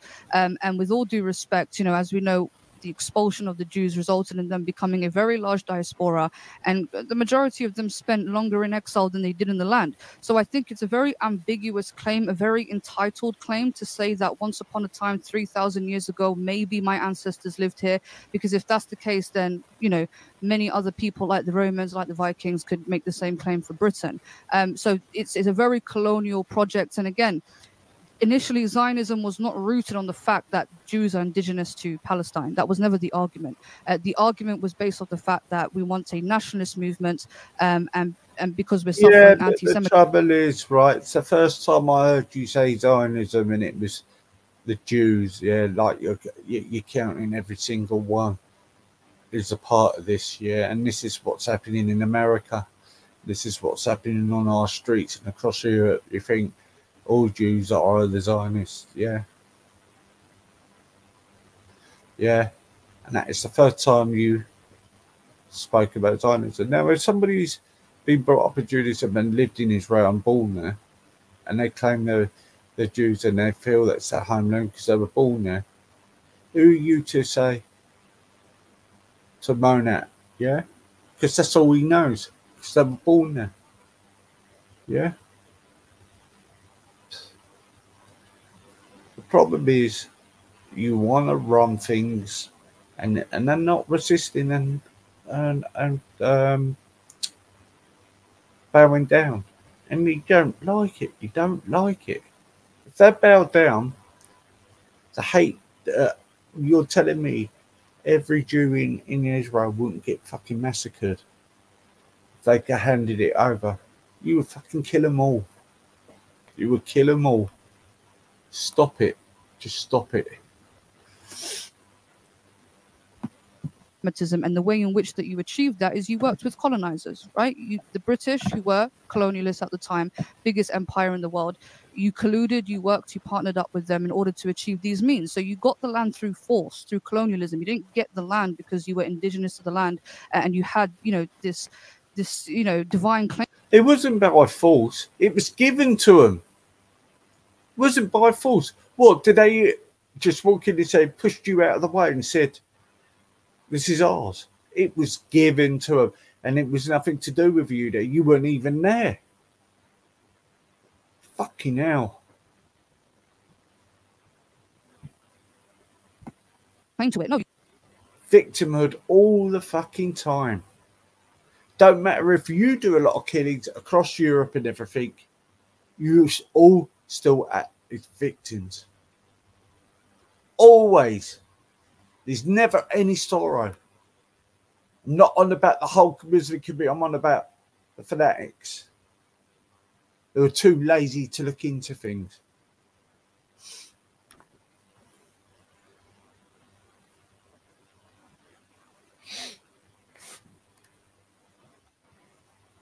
Because there's one set of people who are saying, no, we're not fucking having this. Behave yourself. And you want to pick a fight. Then everybody's fucking crying. Then you've got to press bully and pressure people in parliament, streets, and everywhere to go with your narrative. Everybody's got to fucking know about it, and everybody's got to be fairly sorry for you. Yeah? Like the Charlie Hebdo thing. What was that all about? Every religion got that from Charlie Hebdo. Sikhs, I've seen them, Jews. He drew everything. Christians, Catholics. And what religion went fucking mad over it and chopped someone's fucking head off for it? It's the fucking Muslim, the fanatics. The Muslim fanatics done it. There was bomb attacks in France, Australia because of it. Over a fucking cartoon. And every religion had the piss taken out of them. Saw the drawings. Rod showed me them.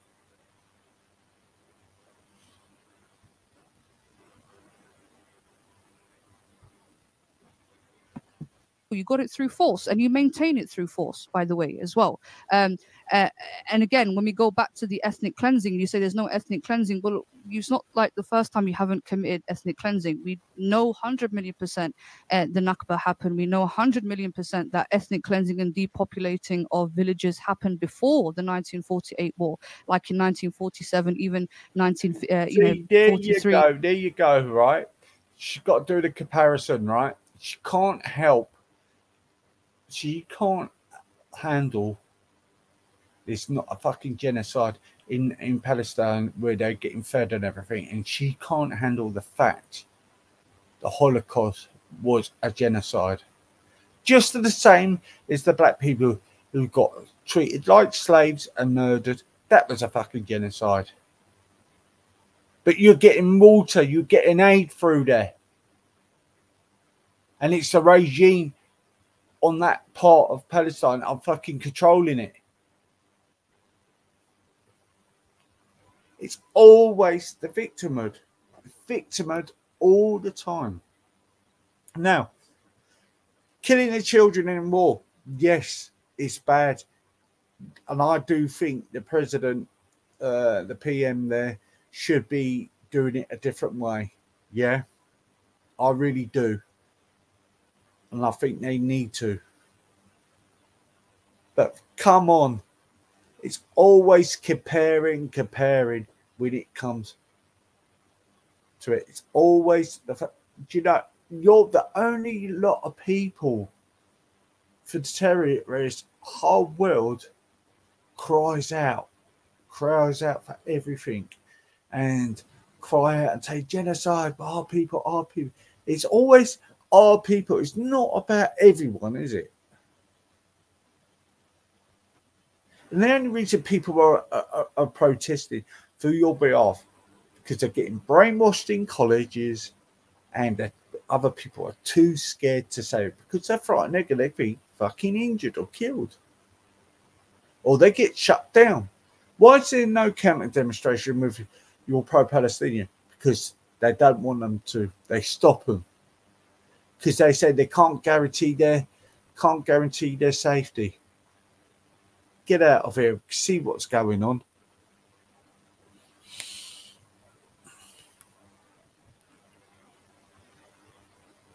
And people and when you say that and no mate, people are fucking waking up.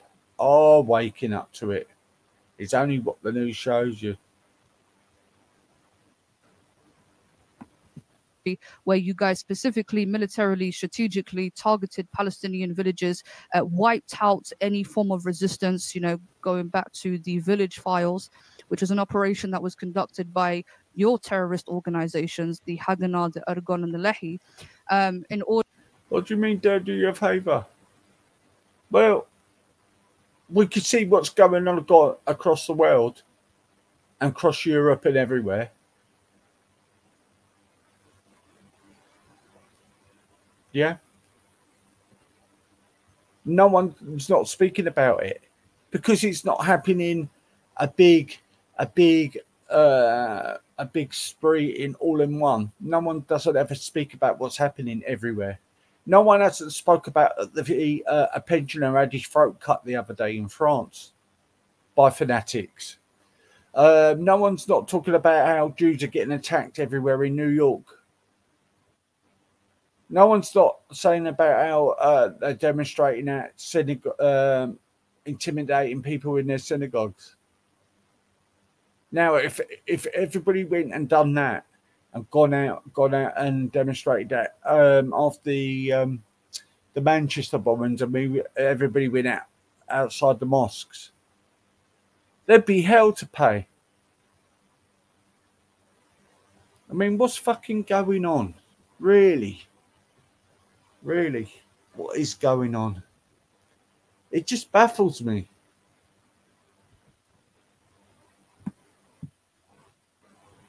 Order to document the names of Palestinians who lived in these villages, and any male that was known to be a part of any sort of military resistance was to be taken out first. So I refuse to believe this argument that when you talk about the Nakba, that the conflicts that you had with the people were military conflicts because you'd already got rid of the military fractions and any male that was involved within any sort of military activity. You killed them or you either exiled them. So I think a lot of your rhetoric is actually projection, and you use these words like savage, terrorist and whatever in regards to Hamas. Well, when you're raping women and then pissing on them, excuse my language, and they're half naked in the back of a truck, What are you going to fucking call them?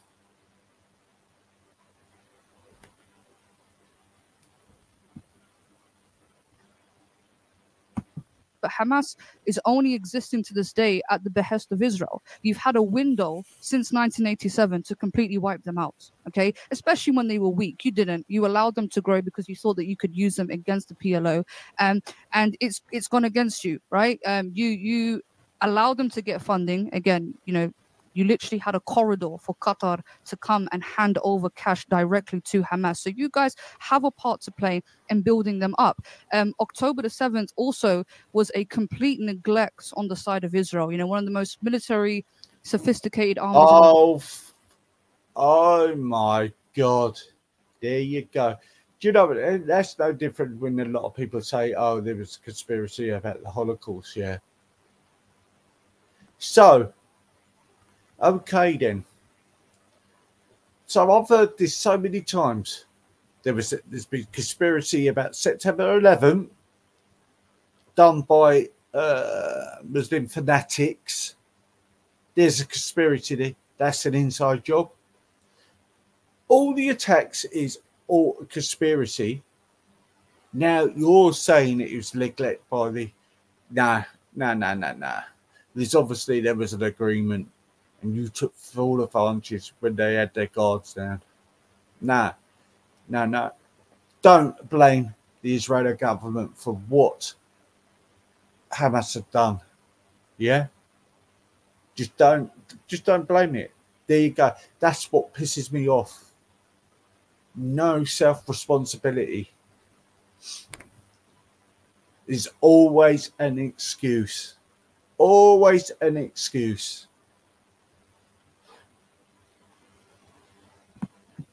World with the best technology, how on earth were they able to get outsmarted on October the 7th? And I would argue that, again, it was due to negligence from Israel's side. Israel needed an excuse to do what they're doing in Gaza. And, with Rubbish. Why would they go all through this to protect their people? Rubbish. So you said, do you reckon they've gone on the blower to the head of Hamas and say, look, come along, do this for me so I could do an excuse. I'll get out of it. Why have you got hostages still? Why have you got little babies to hold this hostage? A pregnant woman hostage? Fucking hell. Do me a favour. Christ. Respect might offend you, but I believe that Israel is willing to sacrifice its own people like it's done before. We're all aware of the notorious Hannibal Directive, where they've conceded to the fact that a dead Israeli is better than a live one held in the hands of the enemy. There have been multiple investigations as to how some of the people died on October the 7th, and some of them were killed by Israel. In some of the kibbutzim, there were literal commands from generals who gave the green lights to kill their own civilians as long as they get Hamas. So Israel doesn't have a problem with sacrificing its own people, endangering its own people in order to achieve its means. I would argue that Israel uses its own citizens as human shields because, again, to have a festival, and again, 3.1 miles from occupied territory, knowing that there are terrorists operating there. Again, I would say that this is putting them in a combat area. They're putting them in a dangerous area because Israel was very arrogant. They didn't think that something like this would happen. I've seen some of the cases of the IDF soldiers who have fallen in Gaza, some of them as young as 18 years old. Now, that indicates to me that in order to join the IDF, we know it's mandatory. You have to be 18. So this 18-year-old has just joined the IDF, has zero experience in warfare. And the last conflict that they had was in 2021. He would have been 15 or 14 years old when that happened. So absolutely no training in terms of combat or in warfare, and completely flung into Gaza to be sacrificed. This is why there is complete uproar in Israel now because of Netanyahu just sending these young men to essentially get slaughtered.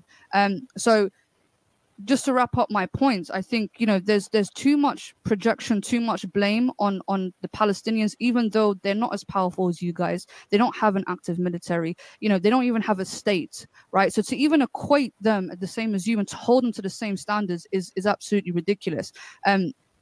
there's not enough accountability on Israel's side, because again, October the 7th was inevitable.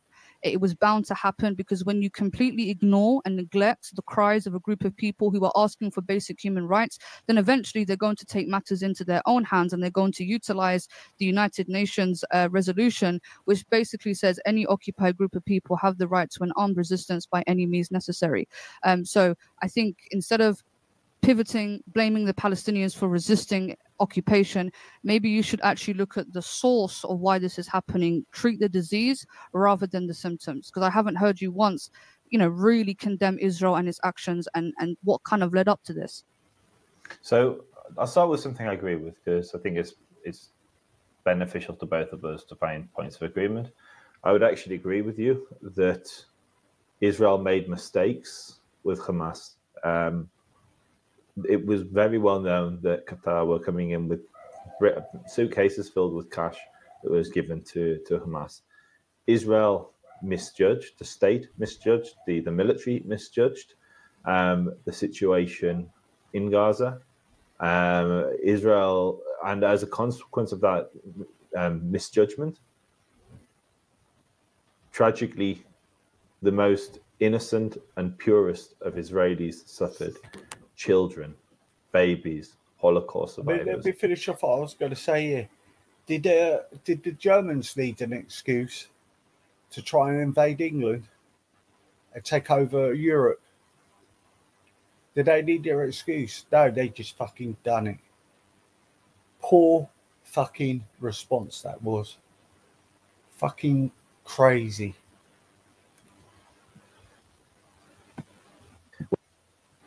When you use language, and here's where I disagree, when you use language like any means necessary, they have the right to resist. I disagree. Nothing you could do to me, nothing would make me go out and kidnap a baby or rape a woman or murder a Holocaust survivor. Nothing you could do to me would make me do that. And I've met you many times, Zoubida, in real life. I know there's nothing that somebody could do to you that would make you react that way. And I know, because we've had enough conversations both in person and online, to know that you don't endorse that behavior. So you're using language that you don't even agree with. You don't agree that, at least I hope you don't agree, that resistance by any means necessary. There is no justification for murdering children. There is no justification for kidnapping grandmas, great grandmothers.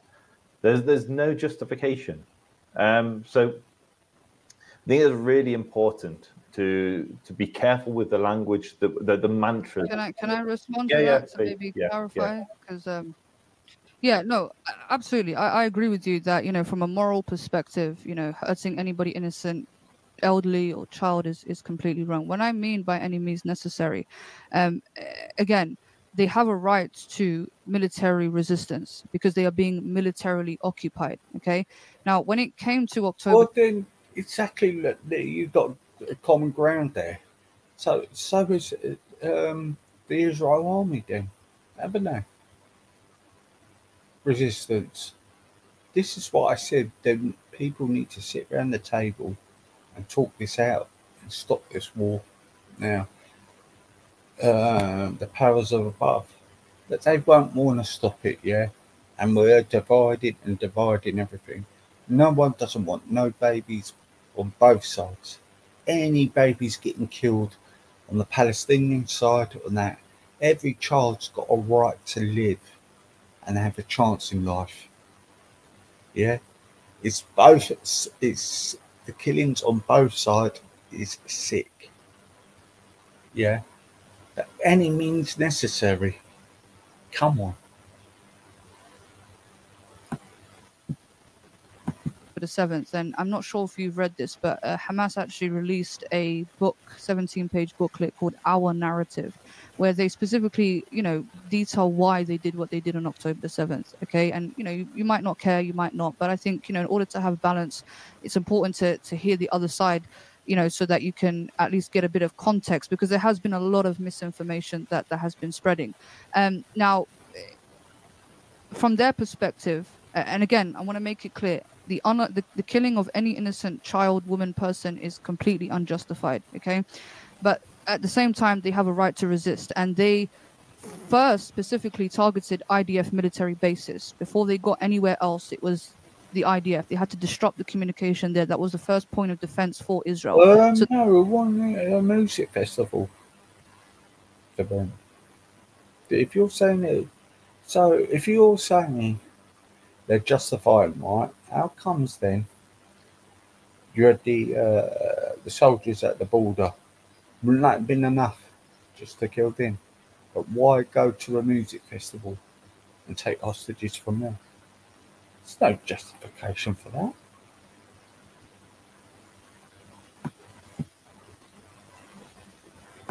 So that's who they targeted, which I'm sure you could say was legitimate. I don't think there's any disagreement there. Now, when it came to the festival, again, I think it was completely unwise to have a bunch of what you guys deem to be, civilians within that vicinity, knowing that it's so close to occupied territory. Now, this is where this might be something difficult that you might not agree with, but I would argue that many people who were there wouldn't be considered necessarily civilians in the way in which that we describe them. So, for instance, as we know, many people in Israel, it's mandatory for them to join the IDF from 18 to 20 years old. Many of the people that were there were active IDF members. And when you are an active IDF member, you're not like any other army, right? Like here in the UK, we have a British army. They're usually based in RAF camps, and they're only called when we're going to war. They don't patrol the streets. In Israel, I've seen footage in Israel of IDF soldiers walking around with guns freely on the train. We don't have that here in the UK. So your army is not just an army to protect Israel, but it's also there to maintain occupation. It's there to disenfranchise Palestinians. They are, to a certain extent, complicit in the occupation. We know that majority of the IDF are stationed in the West Bank. Okay, so you do have IDF members along the Gaza-Israel border, and the majority of them are in the West Bank, again, maintaining the occupation, protecting the settlers. For all we know, some of those people would have been complicit in crimes against Palestinians. Now, again, I would also say this is a negligent part on Israel. To suggest that your teenagers as young as 18, 19 years old join the military and thinking that there won't be no conflict, those people are now part of the military who also have to be involved in some sort of armed conflict. So I would say that this is Israel, yet again, endangering these people. Absolute bullshit. Armies across the world. Do you think they've gone into the army knowing there won't be any conflict? Really, are you that naive? Or you're just being that disingenuous? There you go. You're not taking you're not having no sympathy for what Hamas have done, and that's what I speak against. Yeah.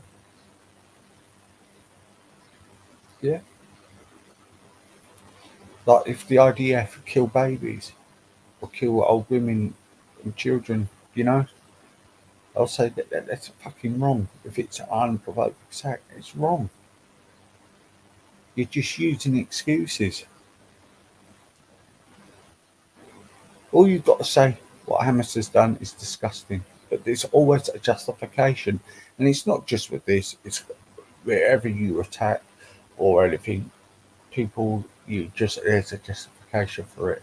I'm not saying it's bad.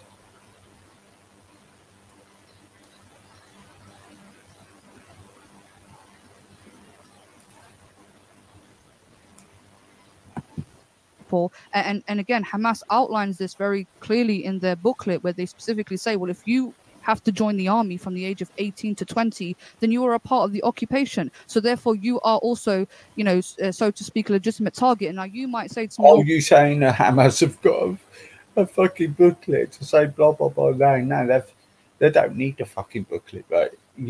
They fucking brainwash people to join their regime. Yeah, they're basically fucking taught from a young age to go and fucking fight for Hamas by them fucking radicals. What a load of fucking bollocks.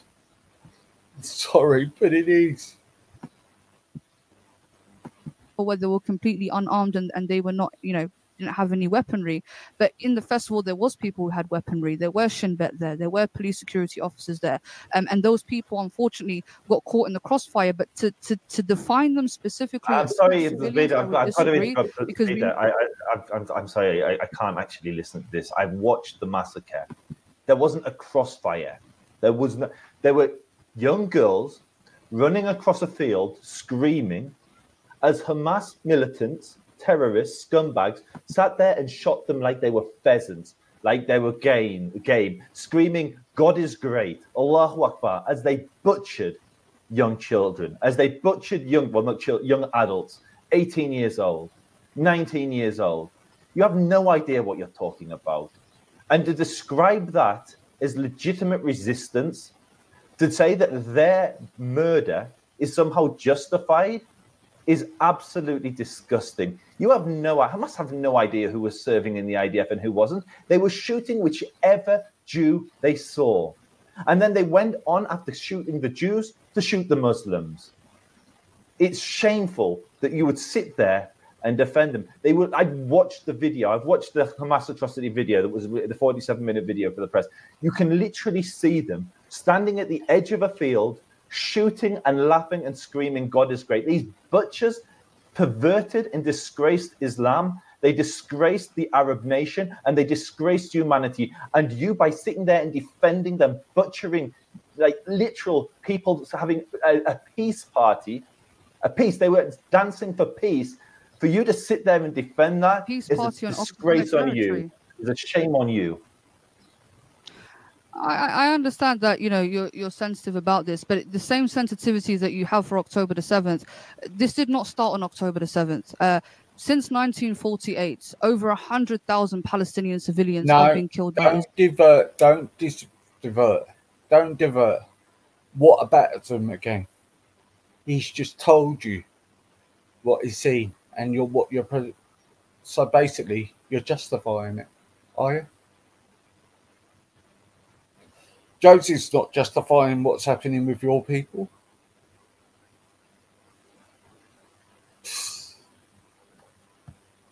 And this is the kind of thing I'm talking about. And all you lot, I'm sorry, and I'm not digging at you, but all advocating all of this is the kind of thing that's happening daily across Europe. People getting attacked for no reason. They had the opportunity just to attack their soldiers. Why did they have to go to these other innocent civilians? There's a difference when Israel attack, Hamas go hiding and use children as human shields. And he's right. And do you know what? He ain't got the hate towards the Arab world or anything, because he's just said you disgrace that, and it gave him a bad reputation when it didn't have to be like that. So he has got some humility, you know.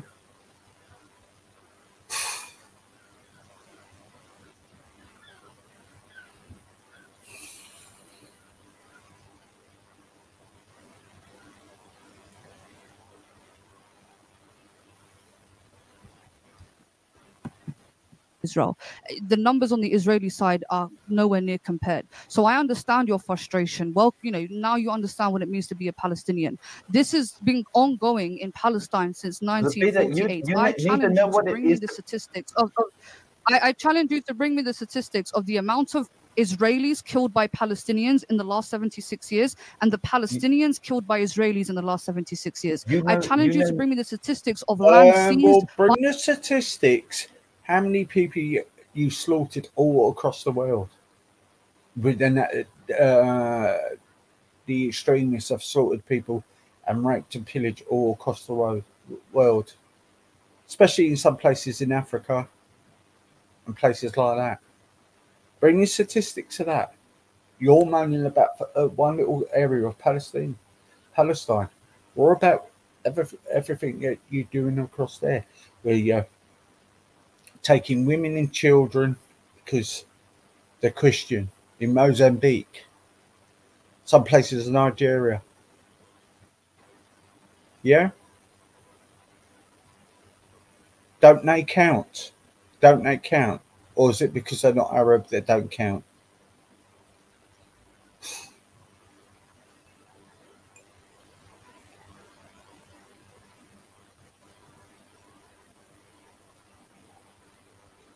Please.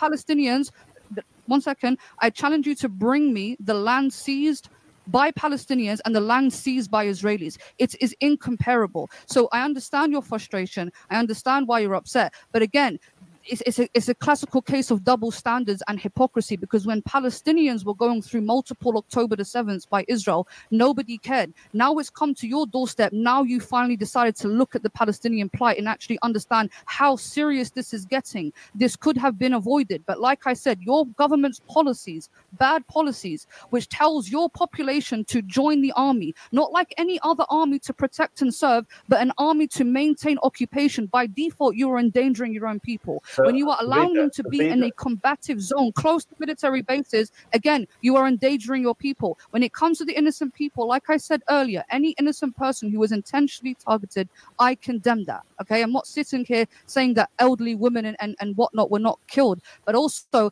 I'm able to understand that there was crossfire from the IDF. Crossfire. The IDF what are you was talking involved about? in some of the Where killing. was the crossfire? It was literally they paraglided into a festival and started gunning down innocent civilians. Where the fuck is? Sorry, where is the crossfire? Were there not armed people at the festival? There was a smattering of security guards who, like heroes, gave up their life, returning fire, not caught in the crossfire. Hamas was shooting civilians, and some of the security guards. That's not why are you talking about crossfire? They landed in a festival and started intentionally shooting. That's not crossfire. They weren't shooting the security guards. They were shooting the civilians. They weren't shooting the security guards. They were shooting the civilians. You've got heroes. You won't have Hamas going and helping their own civilians, will they? They will put the children in front of them to use as human shields. Won't they? As they fire, they put children as human as they're firing to spread the propaganda. Oh, they're killing the children. Nah. They put them as human shields.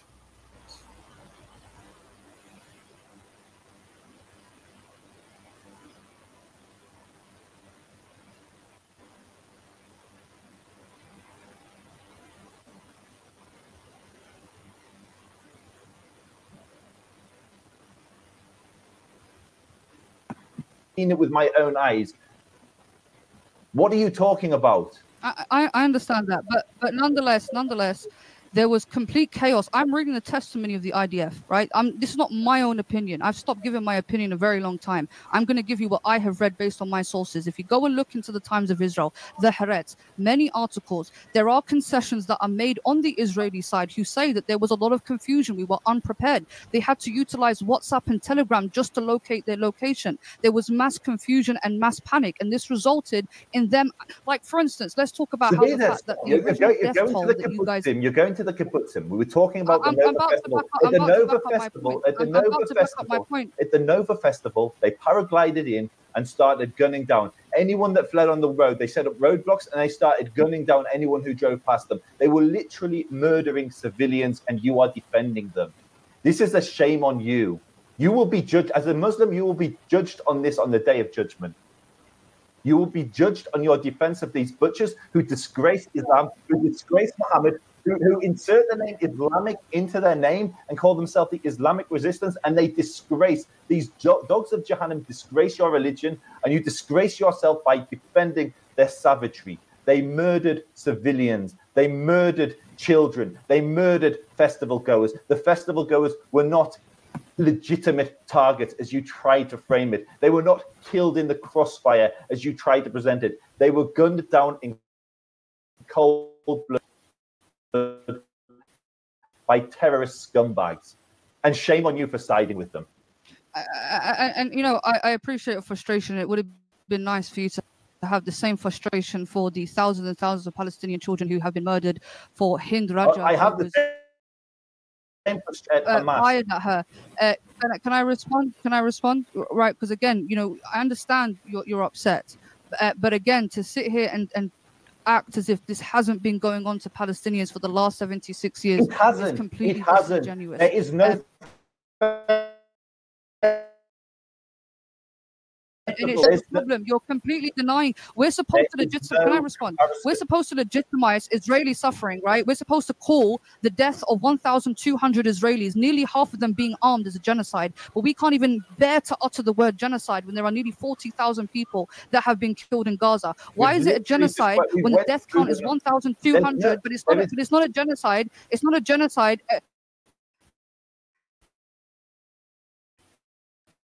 Can I finish? Because you've been able to obviously express yourself, right? What I'm saying to you is 100, right? Then you lowered it down to 1,500. Now it's 1,200 because you guys, the fallen dead Hamas soldiers were Israelis. So there was complete incompetence on you guys' side. And again, you've used the word genocide in context of October the 7th, even though it wasn't, because as we clearly identified that not everybody that was killed on October the 7th, not everybody that was taken hostage was even Jewish or Israeli anyway. So to act as if this was specifically targeted towards Jewish people is wrong. There were other people of different Israeli citizens. How stupid are you? Stop making excuses. Like, you shouldn't ask Joseph to make excuses. Just stop it. It's ridiculous. ethnicities, even Arab Bedouins who were also taken as well.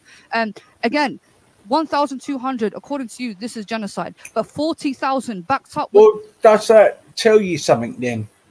If it wasn't just Muslims, just Jewish people getting taken, doesn't that tell you what Hamas are for then? What you're advocating and people are demonstrating for? That tells you something, doesn't it? They don't care. They were just to kill anyone who they see fit. It doesn't follow their narrative and their ideology. That tells you it, doesn't it?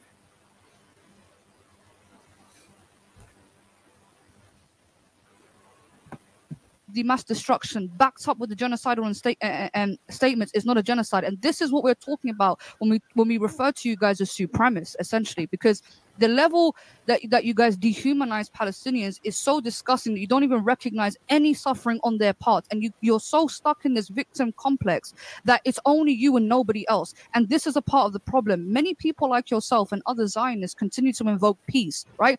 Do you really think that you can go to a Palestinian who's lost his mom, lost his dad, lost his limbs, lost his home and say, hey, now let's have peace? Nonsense.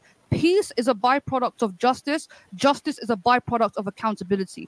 We are still stuck on accountability. Many Zionists, many Israeli representatives refuse to take any accountability to the point where they will even have laws like the Nakba law, that if any institution was to teach about the Nakba, a real-life event, a real-life atrocity that happened to Palestinians, they would get funding withdrawn from them. So to sit here and put the burden on a stateless group of people, refugees, without any military, without any form of legit...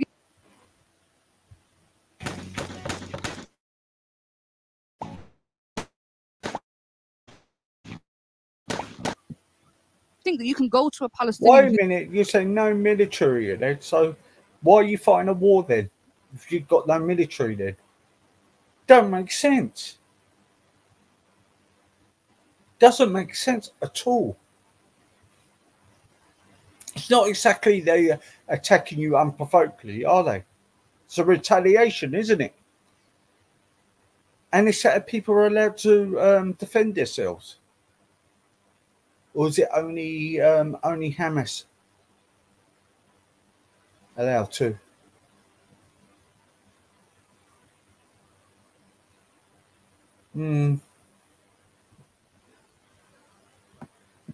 Who's lost his mom, lost his dad, lost his limbs, lost his home, and say, hey, now let's have peace? Nonsense. Peace is a byproduct of justice. Justice is a byproduct of accountability. We are still stuck on accountability. Many Zionists... Well, Hamas then have got to take accountability, haven't they? To shooting their own people as well. Just stop it. Just stop it. We can see what's happening here. Yes, they do have to take accountability, the Israeli government as well. But you, young lady, you don't want to take, for your people to take accountability. It's always the fucking victimhood. What you're expecting people to do? What's happening in all across Europe, to lay down to radical Islam? Is that what you want? It's not about land. You keep saying it's about land. No, they're fighting radical Islam. Because if you didn't have Hamas in there radicalising people, then you won't have a fucking war.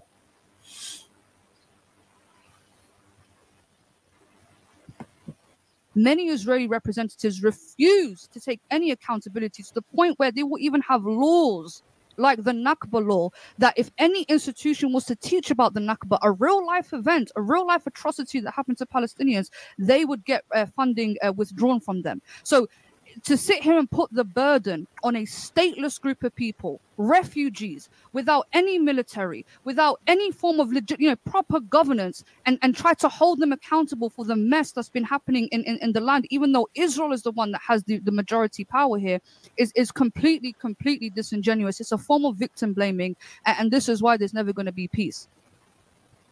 Oh, my Muslim brothers, I declare a jihad, slaughter the Jews, slaughter them all.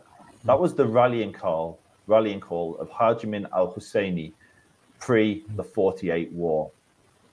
They described their genocidal intention. They invaded Israel as soon as Israel declared independence with the intention of genociding the Jews. That intention has been carried up to this generation. We must attack every Jew on planet Earth. We must slaughter, and that's what's happening in America and loads of other places at the moment. And if there wasn't a war in Israel and that, you would still, but these radicals would still want that. Yeah, it's not just about Israel, this is it. It's about taking control of everything. That's what it's about. Israel's just a little bit of a, but look what's happening here. Get out of here, yeah? You want people to lay down and just let them nutters take over and enslave them and slaughter everyone who are Jewish. Get out of it. Get out of it.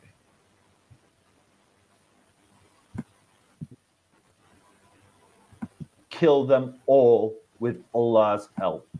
Fatih Hamid. From the inception of your movement that you're defending, there has been genocidal intention. And what happens is, time and time again, they raise their sword of genocide, come rushing over the border to perpetrate their barbarism, and they're defeated, and they then play the victim. The Nakba originally wasn't a Nakba because of any displaced Palestinians or Arabs in the war. The Nakba was if you read how it originally came about and how the language originally came to be, the catastrophe was that they lost the war. They were humiliated by the Jews and they failed to carry out their genocide. October the 7th, and I wouldn't be surprised if you were in on this as well. It would not surprise me. October the 7th, jubilation in the anti-Zionist camp. The Palestinians are broken out of their prisons. Victory, justice, intifada. 2 days later, alas, woe is me. What is happening? Why are we being genocided? Why are we being attacked? You are being attacked because you, like in 48, initiated the violence. And then you cry when the gates of hell are opened and the fire rains down on those that perpetrated these attempts at genocide. Now, I want to come back to something you initially said, because it's very important. You spoke about peace. In 1930, in the 1930s, 1936, the Jews were offered 3.5% of British mandatory Palestine. The Arabs rejected it. The Arabs have consistently said no to every single peace proposal from 1936, 1937, 1947, every single. And every single time the Arabs took up arms to slaughter the Jews, they lost, and then they turned around and played the victims. And idiots in the West and idiots in the Ummah listen to their cries and believe them. Internet and stand there and say that Jewish 17-year-old, 18-year-old girls who were dancing and celebrating and dancing for peace deserve to be butchered.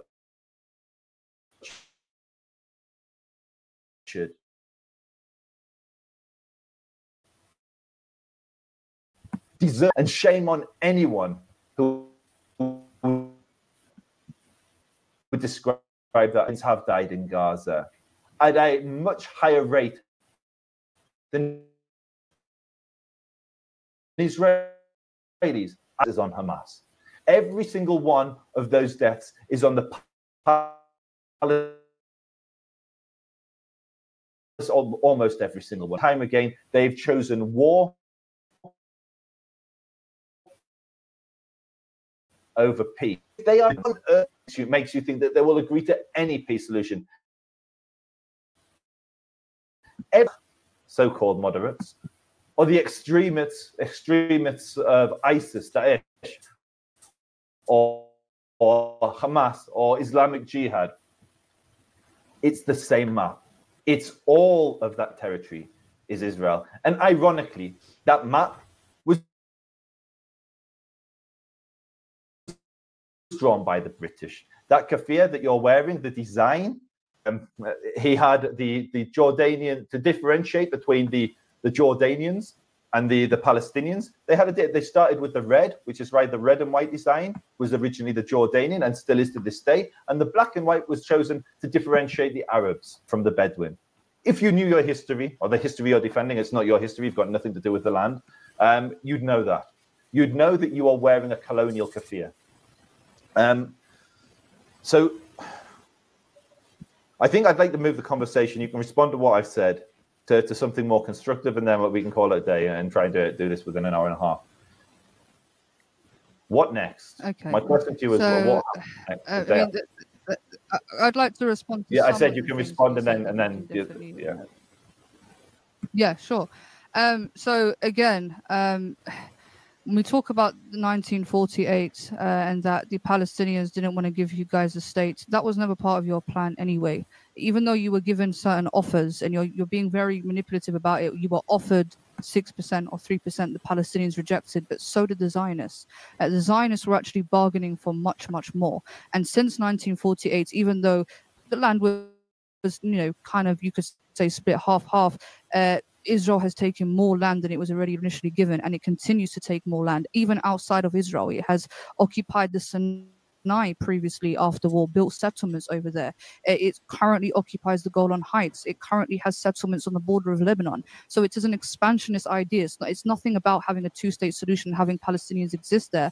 It's everything about trying to expand as much as you can, as sneakily as you can, in order to establish what I said early in the beginning of this podcast, is a greater Israel. And why do I say that? Because it's included in their charter, the Likud party charter in 1977, which specifically states that from the river to the sea will only ever be Israeli sovereignty. Netanyahu not long ago was in the United Nations showing a map of the greater Middle East. There was absolutely no signs of a Palestine on there. It was what you would define as a greater Israel. Again, I spoke about the resettlement projects that was headed by Ben Gvir in order to resettle Gaza. We have settlements that have also newly been built in the West Bank. So you're doing everything to completely, again, ethnically cleanse and push Palestinians out of their homeland in order to establish and gain more land for your own people. So to act as if, again, the precursor to peace is the fact that Palestinians are being violent is simply not true. You are the precursor to peace. You are the ones who are actively taking and land grabbing more land. You know, you are the ones who are making life completely unbearable for Palestinians in Gaza, in the West Bank, in hopes that they eventually leave. There have been multiple calls for them to repatriate and go elsewhere. Again, going back to 1948 and them starting a war with you, I would also argue that a bunch of European settlers declaring themselves a state on preoccupied land is a declaration of war in itself. I mean, if China decided to go to Texas and say, well, 50% is ours now, whoever lives in our 50% portion needs to leave. If you don't, then we're going to forcibly remove you. That in itself is a declaration of war. What gives anybody the right to come, again, via colonialism? You keep on invoking colonialism. And again, Zionism is a colonial thought. Nationalism is not necessarily a Jewish principle. It's not a Jewish ideology. There is no such thing as, Zionism intrinsically within Judaism. People just call themselves Jews. They never call themselves Zionists. They never call themselves Israelis. These are colonial terms. We never called ourselves. These are colonial terms that you guys. You said this earlier, Zoubida. I just need to correct you because you keep saying this and it's nonsense. So how did you guys self-identify? We called ourselves Bnei Israel, the children of Israel. We called ourselves Am Yisrael. We never called ourselves Jews. We don't even have the letter J in our language.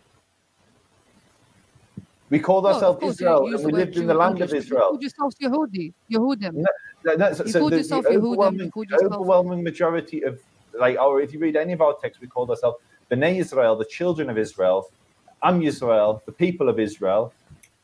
We called us. Comment on that because I don't know nothing about that. Oh wow.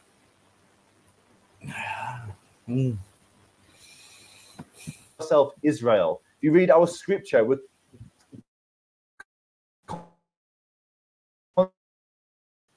constantly referred to as Israel, the land of Israel, as being a nation in this land. We have institutions of government and there's laws that apply to the land. This is a fantasy that people who don't know the first thing about Judaism advance. No, I agree with you to a certain extent. I agree with the fact that you guys are trying to establish some sort of theocracy, and this is what I wanted to move on to.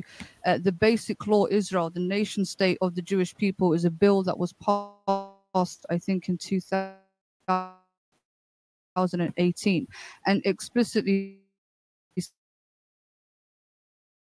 says these are the basic principles.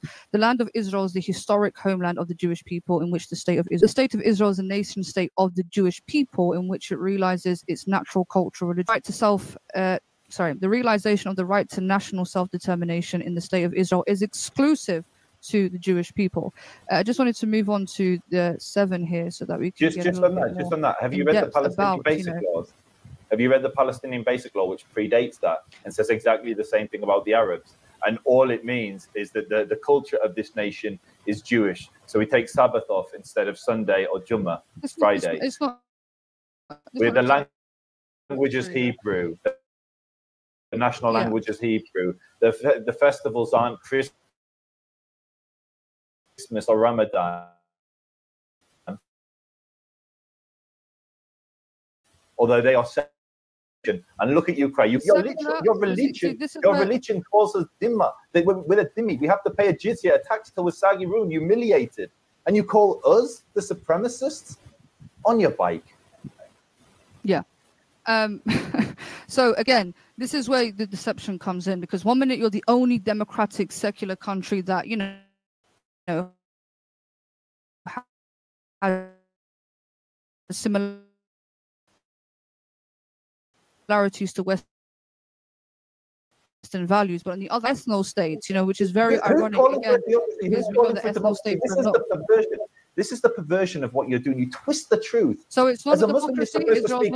You're supposed to cling the truth. You're supposed to chase truth. Yet here you are perverting you speak with a forked tongue. I'm reading from your own bills, Joseph.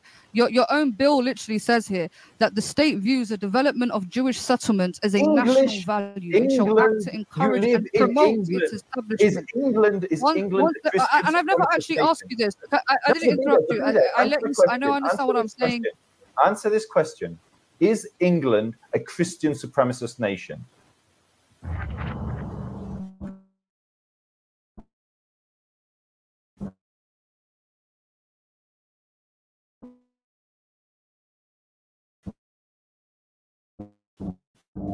This game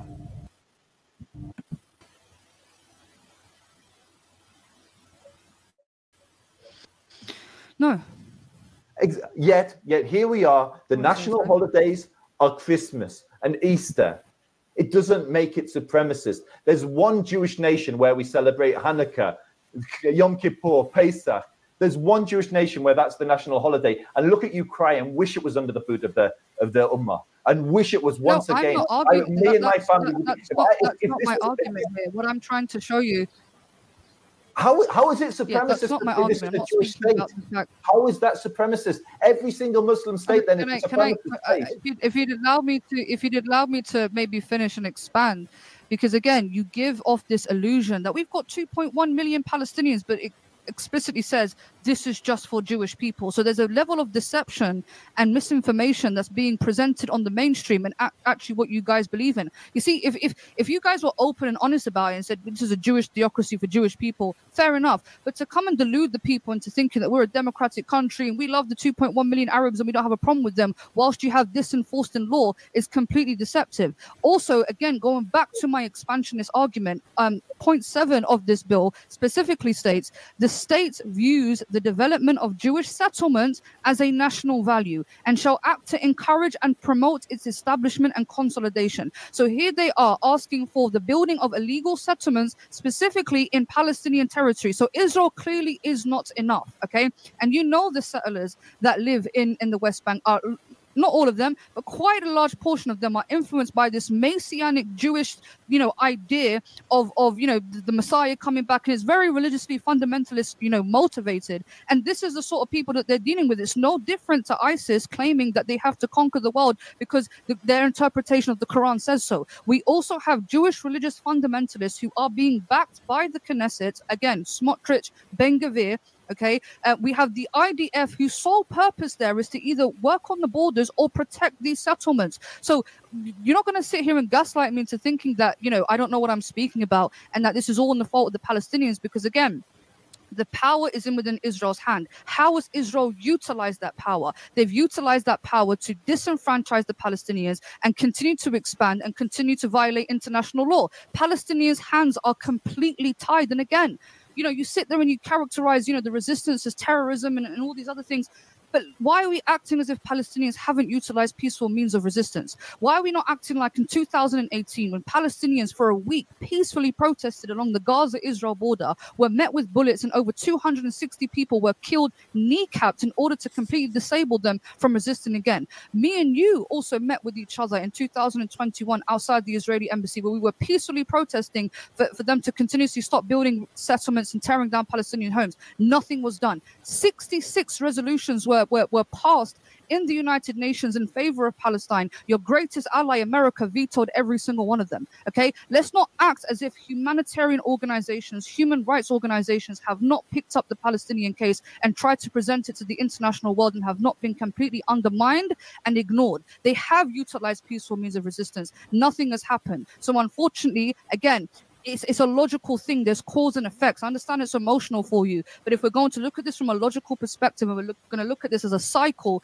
then this thing was going to be the inevitable at the end of the day, because nothing is being done. If anything, after the Oslo Accords, nothing was agreed upon. You guys keep on putting the burden on Palestinians. They've never accepted peace. Well, first of all, they never really were involved in the peace processes. They were never really given a chance to speak and represent themselves as early as 1948, as early as the United Nations votes, which voted in your favor, which, by the way, was completely corrupt. The more and more I researched about that, when you guys come and have the audacity to say, well, the United Nations voted and they voted a majority for the state of Israel, go and look at how that vote was lined up. Go and look at how the Jewish Agency and the Zionist organizations threatened many of the UN delegates to vote in their favor, including the United States. Harry Truman, president at the time himself, even testified to the pressure and the harassment that he had to endure via the Zionist projects in order to vote in their favor. The Indian delegates threatened, Philippines threatened, Haiti threatened aid cuts if they didn't vote in favor of the Zionist entity. And bearing in mind, the United Nations was a very new organization that had to take over the League of Nations. So they were inexperienced. It was completely faulty, illegitimate as far as I'm concerned. And the United Nations is not even legally binding anyway. Lastly, I'd like to finish up with what I'm saying, since you brought a quote from one person, by the way. So let's actually look at what Hamas says about Jewish people, since you believe that as a body, as an organization, they're inherently anti-Semitic. There are people who will say anti-Semitic things. Again, condemn, I'm against that. I don't support that whatsoever. But if we actually look at their charter and their doctrine and what they truly believe in, their revised charter 2017 explicitly says, Article 16, I'm sure you've heard it many times, Hamas affirms that its conflict is with the Zionist projects, not with the Jews because of their religion. Hamas does not wage a struggle against the Jews because they are Jewish, but wages a struggle against the Zionists who occupy Palestine. Yet it is the Zionists who constantly identify Judaism and the Jews with their own colonial project and illegal entity. Ahmed Yassin, who founded Hamas in 1987, on camera, his own words, specifically said, "We do not have a problem with the Jewish people. They are a people of the book. But if my own brother stole from me, I would resist him too." Yasser Arafat, as early as 1964 in his PNC charter, specifically called for a free Palestine, free from Jordan, free from Egypt, free from Israel, and wanted a Palestinian democratic secular state, which included Palestinian Jewish people. Palestinians did not get to choose who occupied them at the end of the day. They're not fighting you because you're Jewish, because I'm sure you're aware, historically speaking, when the Mamluks occupied Palestine, they fought against them too. When the Ottomans occupied Palestine, they fought against them too. When the British occupied Palestine, they fought against them too. And when Jewish people occupied it, they also fought against them too. And I'm sure you're aware that they even went as far as assassinating, since they're all Arabs, their own Arab leader, king in Jordan. You know that the king of Jordan was assassinated in Jerusalem by Al-Aqsa Mosque. So to sit here and act like they're only fighting you simply because you're Jewish is disingenuous. As somebody who's half Algerian, when the French were occupying us, our beef was with the French who were occupying us, and we identified them with what they were, French. So when they're sitting there and saying we're going to fight the Jews, well, that's who's occupying you. It's those Jews there that are occupying you. But if Palestinians generally wanted to slaughter all Jews, why are they not doing it outside of Israel? I would argue that some might even have a better chance outside than they would actually in Israel. So if there is an actual urge to just slaughter as many Jews as possible, there are 15 million Palestinians living outside of Israel.